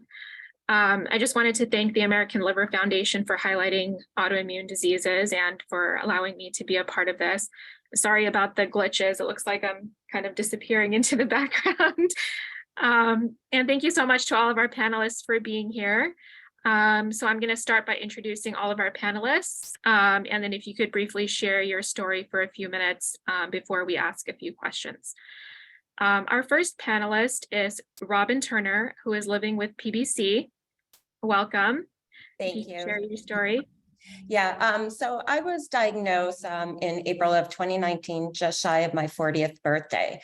I started probably a few years before that with some symptoms that I just assumed were other autoimmune issues. I have Hashimoto's, so I expected it just to be from like a flare-up or something like that, but it was pruritus that actually sent me to the doctor. So in 2019, went to the doctor, primary doctor, who decided to give me the antibody test, the anti-mitochondrial. She just knew the right test to give. Tested positive for that. However, every single one of my liver enzymes was completely normal. So she told me to go see a hepatologist. At that time, I went to Mount Sinai to see Dr. Weisberg, and he basically was telling me the same as some of the doctors have said, that you have to have 2 of the 3, because I only had the positive antibody.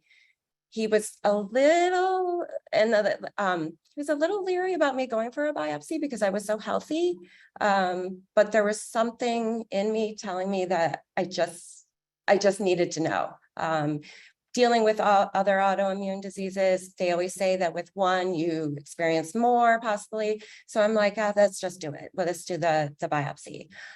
Did the biopsy, sure enough, it came back that I have PBC. Luckily, I caught it stage 0 to 1 and been put on Ursidile for since then. And my liver enzymes have been completely great since then. So that's, that's where that's where I'm at now. That's great to hear. Thank you for that. Our second panelist is John Tana Green, who is living with autoimmune hepatitis. Welcome. If you could please share your story for a few minutes. Hi, thank you all for having me. I am John Tana Green. I am an autoimmune hepatitis patient. I was diagnosed my senior year of high school. So I started out in the pediatric world. And my diagnosis came from my mom noticing that I was fatigued. There was jaundice, my eyes were super yellow. And senior year cheerleading competition, I got injured. And so that next follow-up appointment, my mom asked the doctor to draw labs to see if I had a sickle cell trait, which one of my uncles lived with sickle cell. So my mom, knowing the symptoms and seeing that firsthand, she just assumed that I may have had the trait. And when those blood tests came back, they called and said, her liver is inflamed. You need to rush her to the Children's Hospital. And from there, I think my liver enzymes were in the thousands. So I was really sick. For me, at the age of 17, no one in my family having any health issues at the time. It was a full 180. I went from just an average teenager getting ready for college to now I have this autoimmune disease. And what does that mean? What is that going to look like for me? So from there, I was on a medication regimen for 7 years. And then at 24, just 2 days after my birthday, I was called to be transplanted. So next year will be 10 years transplanted. And I think, as we all know, with autoimmune, you live with one and then there could be others that potentially come about. And with that said, I now have ulcerative colitis. So I was diagnosed with that in 2021. And we have finally gotten that under control. I am receiving infusion treatments every couple of weeks. So yes, learning to roll with the punches. Thank you for that. I'm so glad you're doing well. I hope you Thank continue. You're welcome. Our third panelist is Yvette Williams, who is living with PSC. Welcome. If you could please share your story. Hello. Can you see me? Okay, hi. My name is Yvette Williams from Chicago, Illinois, and my diagnosis came actually by accident. I was applying for life insurance in August of 1999. They sent me a letter a week later saying my policy was denied due to highly elevated liver enzymes, and I had no clue what that meant. And when I took it to my doctor, they ran more blood tests and the enzymes were really elevated. They were, and I can't remember exactly how high they were back then, but I know they were in the thousands. I know the alkaline phosphatase was well over 1,000. The ALT, AST were like in the 600 range, 400. And so they did the CT scan, and my primary at the time was, it was such a bad experience. He, without batting an eye, he never made eye contact. He looked at my CT scan and said, "You have liver cancer, get your affairs in order and stop drinking." And he walked out of the office. And I just sat there like I was stunned. I was in shock, and I just grabbed my stuff, went to the front desk, asked for their fax number and said, I will send you a letter. And I said, I'm going to go find another hospital. And I went to Northwestern, and that's where I've been since 1999. I was diagnosed very quickly in 3 months. And the doctor I saw, the hepatologist, he looked at my CT scan and he was so confused. He says, "How can you get liver cancer from this?" He says, "In my experience," he says, "I see a lot of inflammation. And I can tell you almost 99% with accuracy that you have PBC, but we will do a liver biopsy to confirm." And I went, "Yes." And he was like, "Okay, I've never gotten that reaction." And I said, well, I showed him my binder. And at that time, I mean, we're going back 1999, and it was the Ask Jeeves era. So I had done my research. I printed out 100 liver diseases and I crossed off one by one. And I narrowed it down to 3 liver diseases. And I had PBC, PSC, and autoimmune hepatitis. And then I threw in 2 more, hemochromatosis and Wilson's, just in case. And so I had them in that order. So when he said PBC, I thought, I don't know, I was just happy. And he says, people normally aren't happy to hear they have PBC. I said, well, when they tell you have liver cancer and then you have PBC, I felt happy that at least, that was better. And then 10 years later, I was diagnosed with autoimmune hepatitis. So I have PBC and autoimmune hepatitis. And then later, I guess we can go on into the rest. But I would say the American Liver Foundation, thanks to the resources, I joined immediately. They were my lifeline back then, still are. And the PBCers organization, I attended the first conference in June of 2000. And I met so many wonderful people, and I still consider them my lifeline. And I've met, and we started the support group in Illinois, and it's still active to this day. And it's been my 24th year now living with PBC and AIH. So I'm so glad that things turned around from your initial experience. Yes. And I'm sorry for that, but I'm so glad that you're doing so well. Thank you for sharing that. Sure. I'm just going to go around asking a few questions. We'll start with Ms. Turner, and then Ms. Green, and then Ms. Williams. I believe a few of you already mentioned this, but our first question is, when were you diagnosed and how long did it take to get diagnosed? I was diagnosed in April of 2019. I was just shy of 40. Right now I'm 43. So it was 3 years ago. By the time my primary did all the testing, I pretty much knew within a month that I had PBC. So it was a pretty quick, I just had the right doctors. Ms. Green? And I was diagnosed at 17. As far as the timeline, I don't really remember, but I would say it didn't take long. Like once my lab results came back, it was rushed to the Children's Hospital. And from there was a biopsy, and that's where I was diagnosed with autoimmune hepatitis. Ms. Okay. Williams? For me, it was August when my initial blood tests happened and the CT scan. And then November 4th of 1999 is when I had my liver biopsy. So 3 months. And I'm 37. I'm sorry. I was 37 years old. And I guess I could put a time on that. 17, that was in 2000, the end of 2007 going into 2008. I'm now 32, so it's been 15 years for me. Oh, okay. Our next question, was your doctor helpful in assisting you with the next steps? We'll start with Ms. Turner. Yes, so the primary doctor that I had was in New York. She was basically my savior. If it wasn't for her just listening to me about my body and things that I was going through, I honestly wouldn't have went to a hepatologist. I had no idea.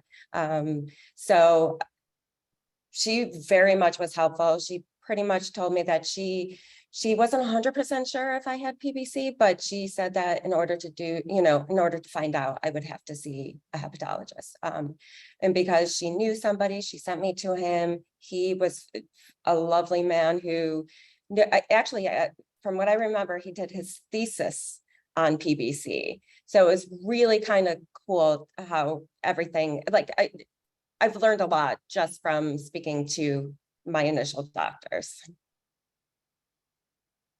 Ms. Green?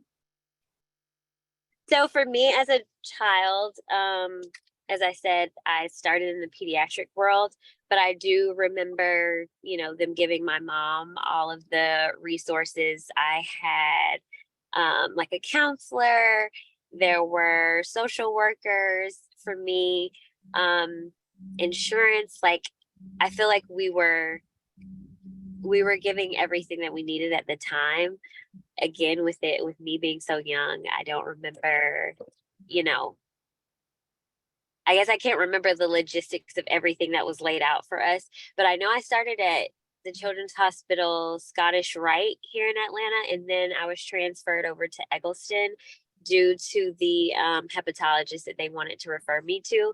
But I do not believe we would have gotten through that process without all of the resources that we were provided, being that, again, no one around me had any sort of health issues. So this was foreign for us to just be out of the blue diagnosed with a chronic life-threatening liver disease at such a young age. So definitely believe that my doctors are the reason why I'm here.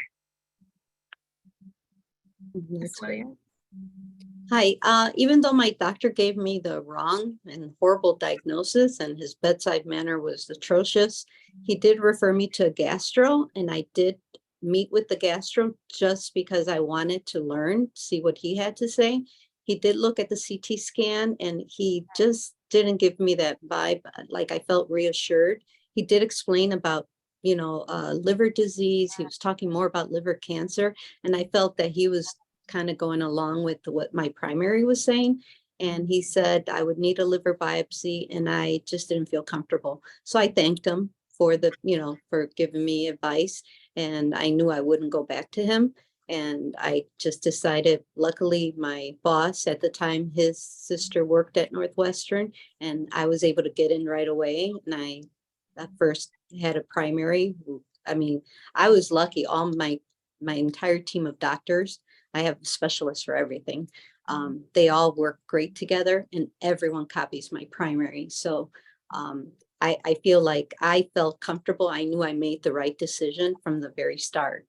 From the minute that he looked at my CT scan, they ordered more tests, and I got the results, and it says, oh yeah, something's happening. They explained the whole process, and I mean, just everything from the start. And I got copies of everything. I learned to advocate early on, and I started asking questions, getting copies of everything. And the American Liver Foundation back then had a magazine, which I still remember. It was called Life, Liver Information for Everyone. And I love that acronym. And I don't know why they stopped it, but I mean, it was just great. And then the PBCers organization had a daily digest that I was just hooked on. Like at 10 o'clock at night, we would be talking till about midnight, even though we were all working. And so they were my lifeline back then, because I didn't know anyone else who had PBC. I was the only one, and we felt invisible. And I'm very hopeful that now there's so many, I think people, because of PBC awareness, so many people are getting diagnosed sooner. And I think that's why we have younger people being diagnosed these days. So. Thank you for that. Sure. I think, along the same lines, our next question is, what do you all think could have made the process easier, smoother? And we'll start with Ms. Turner. I wouldn't say that. I mean, nothing would have made it easier or smoother. I mean, basically all the doctors gave me the correct information. They assured me that being stage 0 to 1 and taking to Stiehl, that I'm going to live a long, normal life. So I think just hearing it from a doctor and not going to Google and not, not reading some of the horrible things that you read, just knowing that a doctor is very positive that you are going to have a normal life, I think made it easier for me. So I don't know if I would have changed that. One thing I think I would have liked from him is a little bit about my future and how, but Dr. Goel kind of went about some of that stuff. Basically, my hepatologist gave me well, I don't need to see you until your liver enzymes spike, or you start to see something going on with your liver enzymes. So, but he never told me how often to go. So I just kind of am doing proactive. I'm doing every 6 months with my primary doctor to make sure that my liver enzymes are normal, but I just don't know what to do. Like what happens, I haven't talked to him since I've been diagnosed. So I don't know if he's even still at Mount Sinai. So I don't know where, so it's stuff like that, little things here and there that I would like to go a little bit smoother, like a doctor who can be a little more my doctor, like a primary doctor. But so that's like more guidance, like exactly. Yeah, more hands-on, one-on-one with my hepatologist, as opposed to just sending me along and saying, it's test every 6 months. Once they go up, then come back. It just, I don't know. It's scary. Yeah. Ms. Green, what do you think could have made the process easier or smoother? I think my perspective is different just based on the fact that I was a teenager. So going through that transition from childhood or adolescence to an adult, early on, I didn't understand the severity and the magnitude of what I was facing. So when I think of what could have made it easier, yeah, the resources were there. There was tons of information, but as a child, again, not understanding the severity of it, I don't know if I could say there's something that could have made it easier. For a long time, I did struggle with why me, because none of my friends were going through any of this. But I think now being an adult and looking back on it, I had to learn and grow through the process. So I wouldn't look for anything to be easier, just a better understanding of what life was going to be like. So I think that's my perspective of it. The resources were there. I had tons of support. I still have lots of support, which has helped me to become who I am today and be able to live with these autoimmune diseases and want to mentor. I think being African American as well, I think there is a lack of representation. There is a lack of resources and knowledge within my community, just on health, liver health, in general. So, which these aren't things that I think people are just sitting and oh, I need to learn about this until it hits you, until you are impacted by or affected by this directly. It's not something that you're, oh, let me go research autoimmune diseases, so until it's you and it's at your front doorstep, it's not really something that you are knowledgeable about.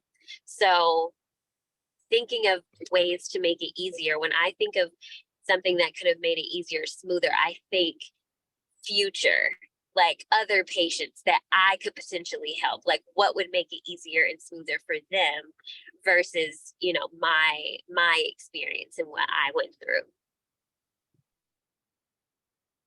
Those are That's good points, actually. Ms. Williams? Hi, I think like even my first doctor, I think the best thing for him to have said is like, I don't know. I mean, it's okay for a doctor to admit, like, you know, this is not my expertise. I don't know. I'll send you to a doctor who knows. I think I would have appreciated that more than him just, you know, saying you have liver cancer, you're going to die, stop drinking. My enzymes were elevated years before that when I got my medical record from him. My enzymes have been elevated 2 years, 3 years before that. Not a lot, but I remember every year I got a physical, he would say, well, you know, you need to stop drinking. I'm like, I'm not drinking. I was pregnant with my son when I was 35. And then at 36, he said the same thing when I went for my physical, I was nursing. And I said, well, I don't know what type of patients you are used to, but I don't drink when I'm pregnant. I mean, I was not a drinker anyway, but I was pregnant, I was nursing, and he just kept saying, stop drinking. I think that was a clue back then. I should have left him, but you know, I kind of dismissed it. So shame on me until that happened. And so, you know, I mean, I'm glad that probably in retrospect that happened because, and then I left him and I found a great hospital and I have a great medical team. And I know that I'm getting the treatment that I need, that I deserve, and I will never, ever settle. I don't think anyone should. I think we all deserve a great medical team that, you know, we get the right treatment for our conditions. But yeah, it could have been better. I think my coping mechanism was I took everything in 5-year increments. I tried not to think of the big picture because I think my fear back then, my son was 2, my daughter was 7, and I kept thinking, am I going to be around for them? And I think that was too depressing. And I would like find myself crying, like, oh my gosh, they're not going to remember me.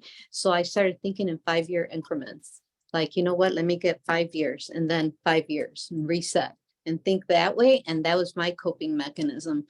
And I got a biopsy every 5 years. I know biopsies are no longer the gold standard, but back then they did a biopsy every 5 years, and I was stage 1 in 99. In 2005, I had progressed to stage 2, 3.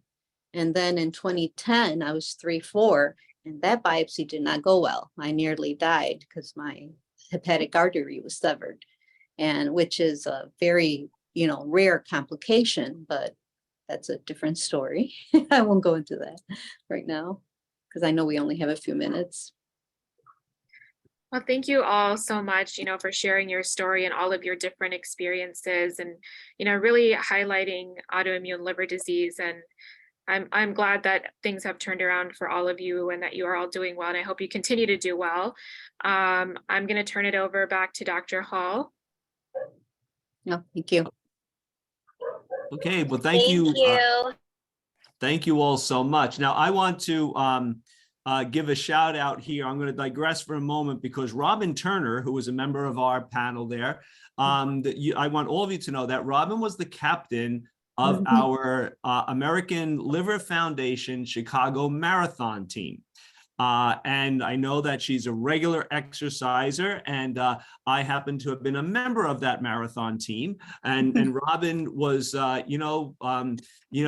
seemed healthy as a fiddle, and making those 26 miles. So I have my medal right here. Oh, nice. And I have my medal right here, and every time I see it, not only do I think of the American Liver Foundation and our team of about 20 or so, and we raise a lot of funds, but I think about you, Robin, because you know, we talk about, you know, when we have liver disease, we talk about exercise, we talk about eating right, and I know that you do all that, and it's a great inspiration, I think, for the folks who are here. You don't have to run marathons, right? People get out and walk, and those are the things that people need to do, right?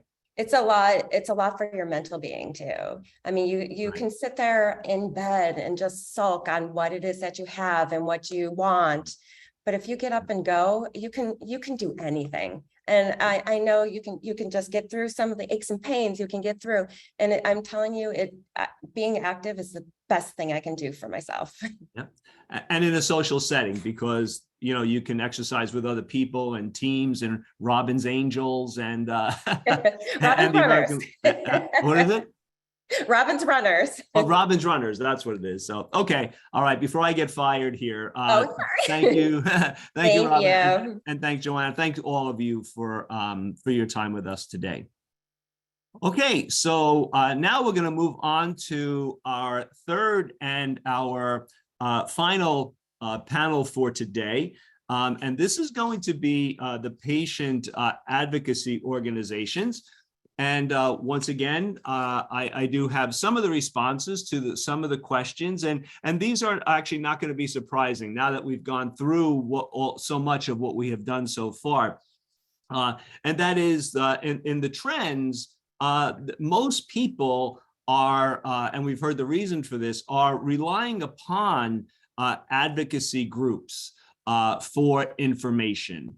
Many of us, we have the helplines, we have the way that people can connect with us to get more information, because very often we'll hear folks say, I didn't understand what the doctor said, or I didn't quite catch it, and they're in the way home. And so they don't know where to turn. And so they'll turn to the internet or places like that. Hopefully they'll find the organizations that we're about to hear from.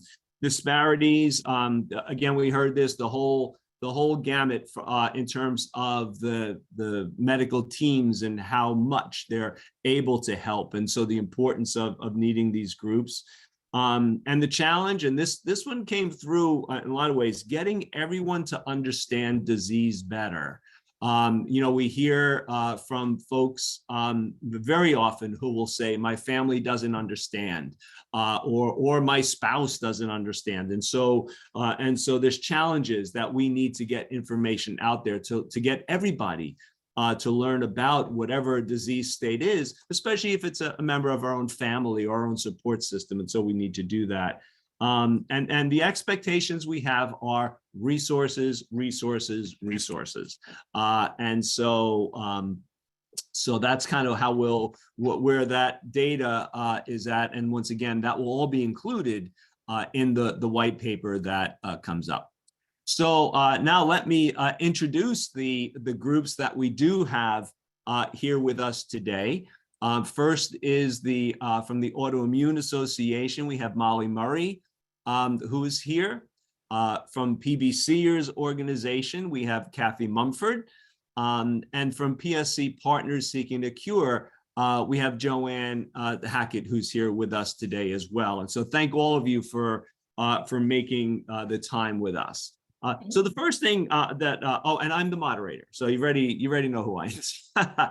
So the first thing I'm going to ask is, what is the mission and role of your organization? We have so many folks with us here who are living with these various diseases, and we want to introduce them to the resources. And so we want them to know what your groups are about. So Kathy, can you start first and just give us a little information about your group? Sure, I'm happy to start. And thank you, ALF, for contributing to the education of liver health. It is critical.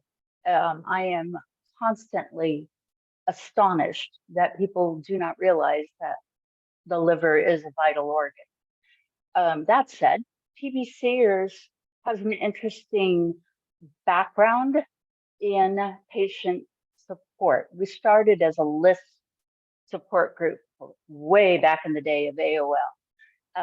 It then grew and grew and grew. So now we have thousands of people who are around the world, but predominantly in the US. And PBCers, the ERS of PBCers stands for Education, Resources and Research, and the support, which is the critical function of our organization. We support friends, family, the partners, spouses, whatever, of patients. They have separate groups that they can tap each other's knowledge about these issues that only really affect them. PBC doesn't just affect us. It affects everyone around us one way or the other, be it our co-workers because we're fatigued, be it our spouses because, again, we're fatigued, or, we're so ill we can't do things sometimes. There's a lot involved, and that's what PBCers strives to meet that need for all patients and their families. Great, thanks so much. Okay, Joanne, do you want to give us some insight into PSC Partners? You specifically, thank you. You specifically asked about the mission, and I actually have to admit I love our mission statement, which is PSC Partners wants to drive research to identify treatments and a cure for primary sclerosing cholangitis, PSC, while providing education and support for those impacted by this rare disease. And so I really think that covers it all. And I'm going to keep my response short because hopefully later I can talk about more of each of these individual factors. Thank you. Great, thank you very much. Okay, and Molly?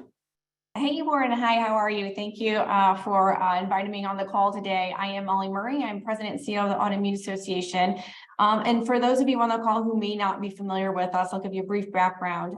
We were founded about 30 years ago by a woman named Virginia Ladd, and she herself is a person who was living with multiple autoimmune conditions. And so we've heard on the call today from some of the patients who just spoke, that is not uncommon. And she noticed that she wasn't alone. And oftentimes if you have one, you have many, as we've heard. And she also noticed the hereditary connection that, oftentimes in families, there's more than one autoimmune disease that's present, but it's not necessarily all of the same one. And so this really led her to kind of pull the thread and figure out what's the common link between autoimmune diseases. And she enlisted the help of researchers, world-renowned researchers, really to explore this question. So, fast forward 30 years, here we are. We're the leading nonprofit serving as an umbrella organization for all autoimmune diseases, and we really focus in 4 areas: advocacy, awareness, education, and research. So I would just say at the heart of it, we're a convening organization. We are really designed to empower the autoimmune community through resources and tools throughout their autoimmune journey. So that's somebody is looking for a diagnosis, which we'll get into today, is recently diagnosed or has been living with an autoimmune disease for quite some time. We really exist to be that support system. Great, thanks so much. So, Kathy, somebody contacts your organization by phone or by email. So then, what happens? How do you then try? And of course, it's going to be particular to what the question is, right? But what is kind of the process in case somebody might be a little hesitant to want to call a group or something like that? Well, what kind of is your process? And I'll ask the others the same.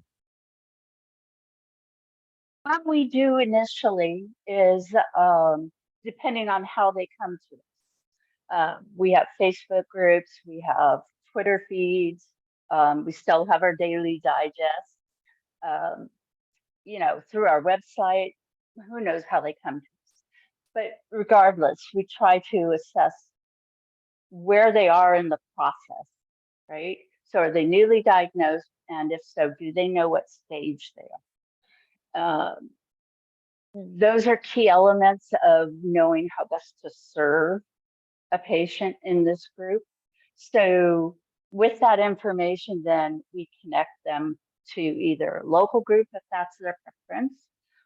Yvette Williams, who spoke previously, runs a fantastic Chicago-based local group. And some people just prefer those smaller local groups. We're a national organization. So if they want to learn something specific, get them involved in one of those aspects that they can tap. And we have a former executive committee member, and she's still a key member of our organization, that handles the newbies. So she'll reach out to them individually and kind of go through that process with them, to give them a sense of, it's okay, you're in the right place, here's what we're going to do. And she kind of just lays that out for them and gives them those resources. Right. Joanne, so what is the process when somebody would contact your organization, and depending upon what they're asking? Sure. Typically, I'm often the person that has the privilege of talking to new people. So I'm a retired nurse practitioner. My son's had PSC, IBD, and spondyloarthritis, and he was diagnosed in 2006. We have groups for when somebody calls, I usually reach back out to them and find out, as Kathy said, about them, what their interest is. We have a very detailed, extensive website for people.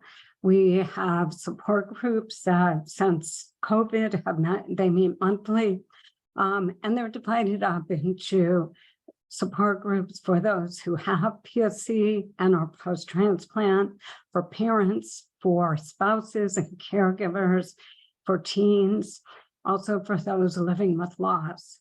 And we also have many, many online webinars. Those are all available on the website. We have a mentor group, and those mentors, it's set up as a one-to-one mentorship, as well as we have an annual conference. So there's many, many ways to get involved. Great, thanks. And Molly, I'll ask you. So somebody comes to you, and so what is kind of your process?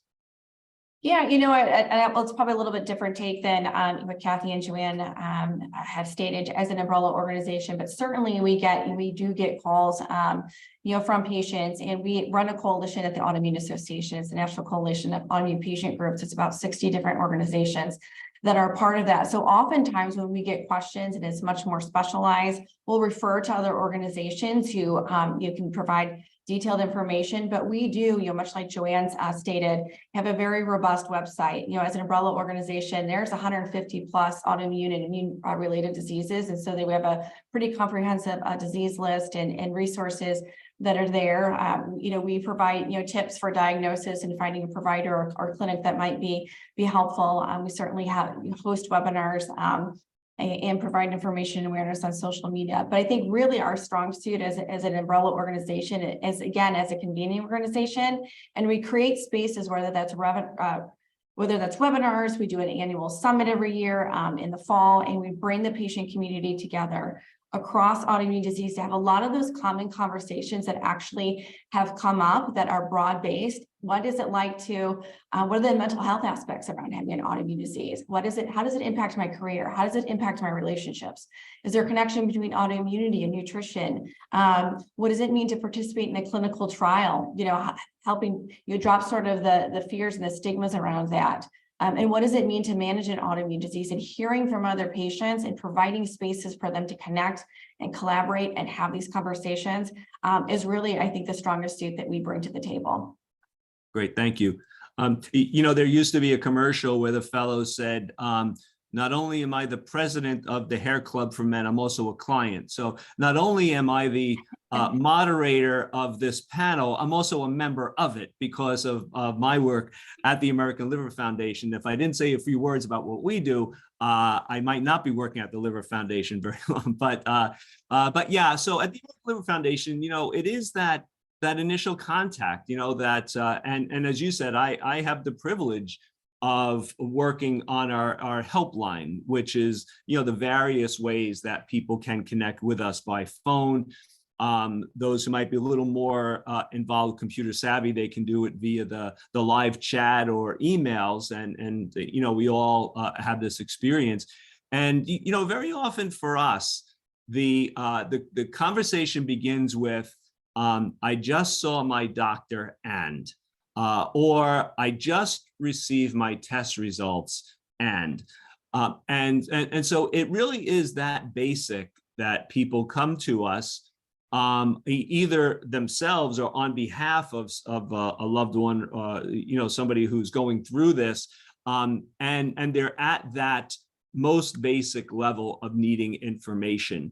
And so therefore we do try to assess from the person. So what did your doctor say. And we're not, there's no judgments being made on our part, certainly, because all of our information says this is not a substitute for seeing your doctor or talking to your doctor. But we do want to be able to fill in those gaps, because I know myself when I go to my own physician for something. I mean, there are times then, and I'm supposed to know, right? There are times when I walk out of the office and either forget what the doctor said or didn't quite understand, but didn't ask, and so I think that the resources that we are able to do provide for people really is that in between. It's people also, I think they're hesitant to call the doctor's offices back. That's something else, and I'm going to ask you guys about this as well, that people will say like, oh, I don't want to,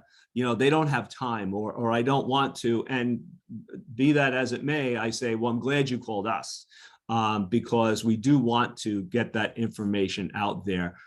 What do you hear in regard to, and again, we did get some feedback from the questions that we did ask. So Kathy, what is your sense of that, the patient physician relationship, especially as it regards specialists? The issue with PBC is it's the easy disease. Take your ursodiol, get your tests, and we'll do this again in 6 months to a year. Right. As long as you're responding to ursodiol and your liver enzymes are normalized, then you're the easiest patient they have. The problem is, how do you discuss symptoms like fatigue or itch? How do you address what's coming down the pike and when? There are periodic tests that we have to go through, surveillance tests once we reach stage 4, which is full-blown cirrhosis. Getting a doctor, a hepatologist, easy. A gastroenterologist, not so much. And a lot of patients don't even have a gastroenterologist. They see their primary for PBC. Yeah. So it's educating your doctors as much as it's educating yourself.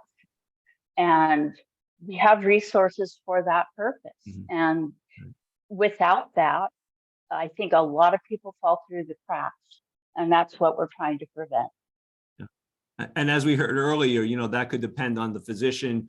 One physician who has 100 PBC patients and another who has 2. Joanne, is that a similar experience that you get from the folks that contact your group? Yes and no. I hear many positive responses from patients and families. They feel like their physicians really have interest and care about PSC. On the other hand, there's many that don't know that much. And unfortunately, there are still too many times that people feel dismissed, like how they said, they're not listened to, the long journey. People, the stories you hear, they were told stop drinking and later found out they had PSC. I see Kathy's head. And so we so need to improve education and help providers ask those questions. Could this be PSC, PBC, or AIH? I do want to also say, when you mentioned never giving medical advice, we absolutely do not ever do that, and are very careful also on social media. But I also encourage people, go back to your physician's office and ask for other resources. Is there the nurse navigator or, that team who is helping support patients, patient advocates, social workers? And then I'd also quickly like to follow up on what Kathy mentioned about symptoms. We really need to do a much better job of listening to patients, doctors asking about your symptoms, and documenting that and doing whatever they possibly can, or admitting, I wish I could help that symptom, but there's not a good treatment at this point. So PSC Partners is really working on patient-reported outcome measures, PROMs, to connect the patient voice and their ability to describe their symptoms, and then to scientifically review and better understand symptoms. Right. Okay, good. Molly? Yeah, I mean, you're talking about the patient and physician, relationship and where it stands. I think I'm with Joanne, I think it depends. Certainly if it was one of the physicians that you had on earlier today, fantastic, right? I think, it goes back to, and this was brought up, it's a part of this is physicians and their burden for time, right? Like you get in there and maybe you have 15 minutes with them. And then at the same time, they're adherent to these metrics, right? They're looking at how many times does a patient end up in the emergency room, how many office visits they have, and are they adhering to their medication? So they're kind of confined to these metrics, right? So I think that, what we talk a lot about the organization is shared decision making. And we heard this from the advocates, patients on the line who really advocated for themselves and built relationships with their doctors. I think that's good for you're going to have better outcomes. You're going to have better adherence to medications. That's good for the physician. And more importantly, that is good for the patient. And so the more that you can advocate on behind, on your own behalf. And I think Yvette brought it up, right? And Kathy mentioned this too. Have you been drinking? Like, she recognized intuitively, this is not the doctor for me. And she had the wherewithal and she used the word advocate for herself and kept going until she found a doctor that worked for her. She went to a gastroenterologist and she said, I just wasn't vibing with him, right? And so some of this is keep advocating for yourself until you get to the doctor that you need to land on. And there you can have those conversations. Robin talked about how she went for the biopsy, and her doctor wasn't sure if they should do it or not. And but she was allowed to engage in that conversation and have that discussion. And it ended up being, the end result was her getting a diagnosis. So I think, advocating for yourself, engaging in shared decision making, and you really it gets you so far the way there. Well, and as you said there, it's such an important relationship. It literally is life or death relationship, right? That you have with your doctor. And sometimes we'll hear from people about a negative experience, and it's almost like we have to encourage. Okay, well then find somebody else. We'll provide you with questions. I know under all of our disease states on our website, questions to ask your doctor. So we'll guide you. We can't tell you or diagnose you, but we can guide you in that visit, and we can give you some tips, for what that visit should be. One tip is never go by yourself. Always have somebody else with you to hear, what that doctor is saying. And so, that the patient physician relationship is so important. And when people have a negative relationship, like most things in our lives, you tend to shy away from it then, and you don't want to even begin with somebody else because you think, oh, the same thing's going to happen, and we know that's not true. I have just two final questions because we are coming down to time. One is going to be about advocacy, because we have spoken about the importance of getting the word out about the various diseases. We're trying to remove the stigma, right? That's a big thing at the American Liver Foundation, right? Because people, we have people who call our anonymous helpline and they don't want to give their name, and they certainly don't have to, because of the stigma that's attached with this. And so advocacy, not only in trying to help with the cost of medications and with the, all of those types of things that are so important. But we do want to get the information out about these liver diseases. So Kathy, what in terms of advocacy, what does your organization, what is it that you're trying to do in that regard? Our biggest push is to get patients engaged in research. We have a registry of patients that is completely anonymous and owned by the patient. All the records are owned by the patient, but any doctor with an IRB approved research project can access that registry for free. So that commitment that we make to our patients is participate in clinical trials if you can. it is critical because without that information, Right. we're not going to get new treatment. Yep. Yep. Joanne, the advocacy. Yes, I share research commitment and participation in clinical trials. We do have a patient registry. Also, without question, getting out the word, what is PSC, and letting people know about it, letting people know this is part of rare diseases, and 1 in 10 people have a rare disease, getting that word out. The advocacy of helping patients advocate for themselves is important. There are just so many different aspects. We are doing a natural history study and a whole variety of other initiatives. And through our webinars and patient education programs, we want everybody to feel comfortable saying, we do need treatments and a cure. Right. Molly? Yeah, to echo some of the things were already said, but certainly education and awareness. In fact, we're in the midst of March's Autoimmune Awareness Month. So we've launched a pretty robust campaign to get the word out and to provide platforms for patients to tell their stories about Right. dealing with autoimmune disease. That is advocacy. So there's no better advocate than the patient to share those stories. And so we really are highlighting and promoting that. And I think advocacy is also another part of this is how do you advocate for yourself? So I think that's another piece of this. That's another whole conversation around just coming prepared to the meeting.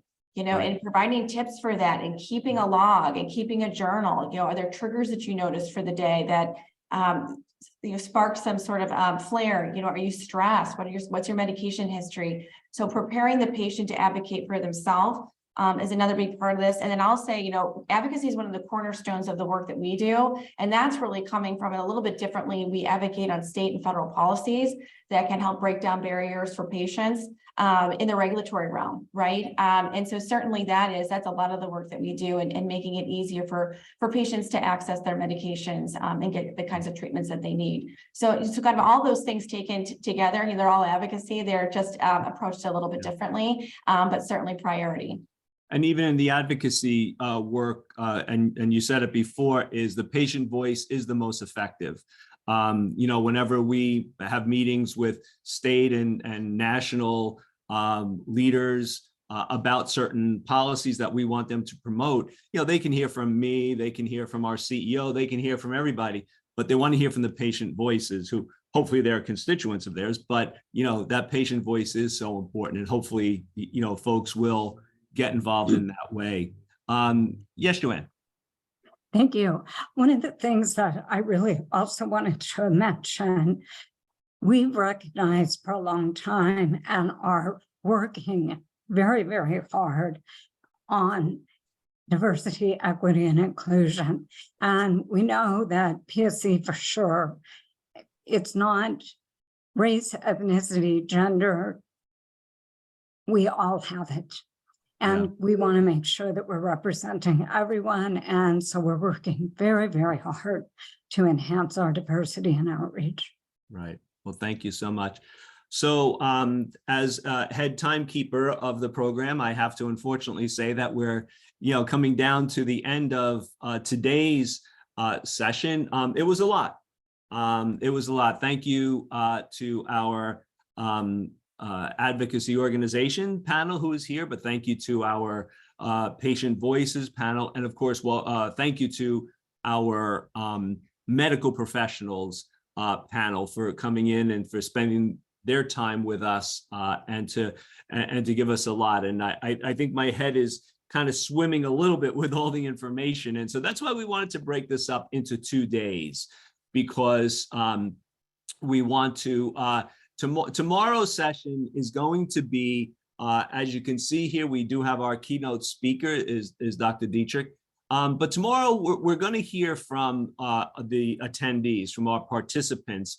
We're going to have the breakout sessions. And again, Zoom allows us to break ourselves down into small groups where we can talk with each other, where we can share our experiences, share our the information and the things that are going to be so important for what the goals of this forum have been about, and that is to reduce the patient burden, to try to help patients to have the good experience that they need in order to then, best care for themselves when you're dealing with something like these very what are considered rare autoimmune diseases. So, so thank you all for your attendance today, and we'll see you all tomorrow again at 1 o'clock for another great afternoon, not just of information, but then for sharing.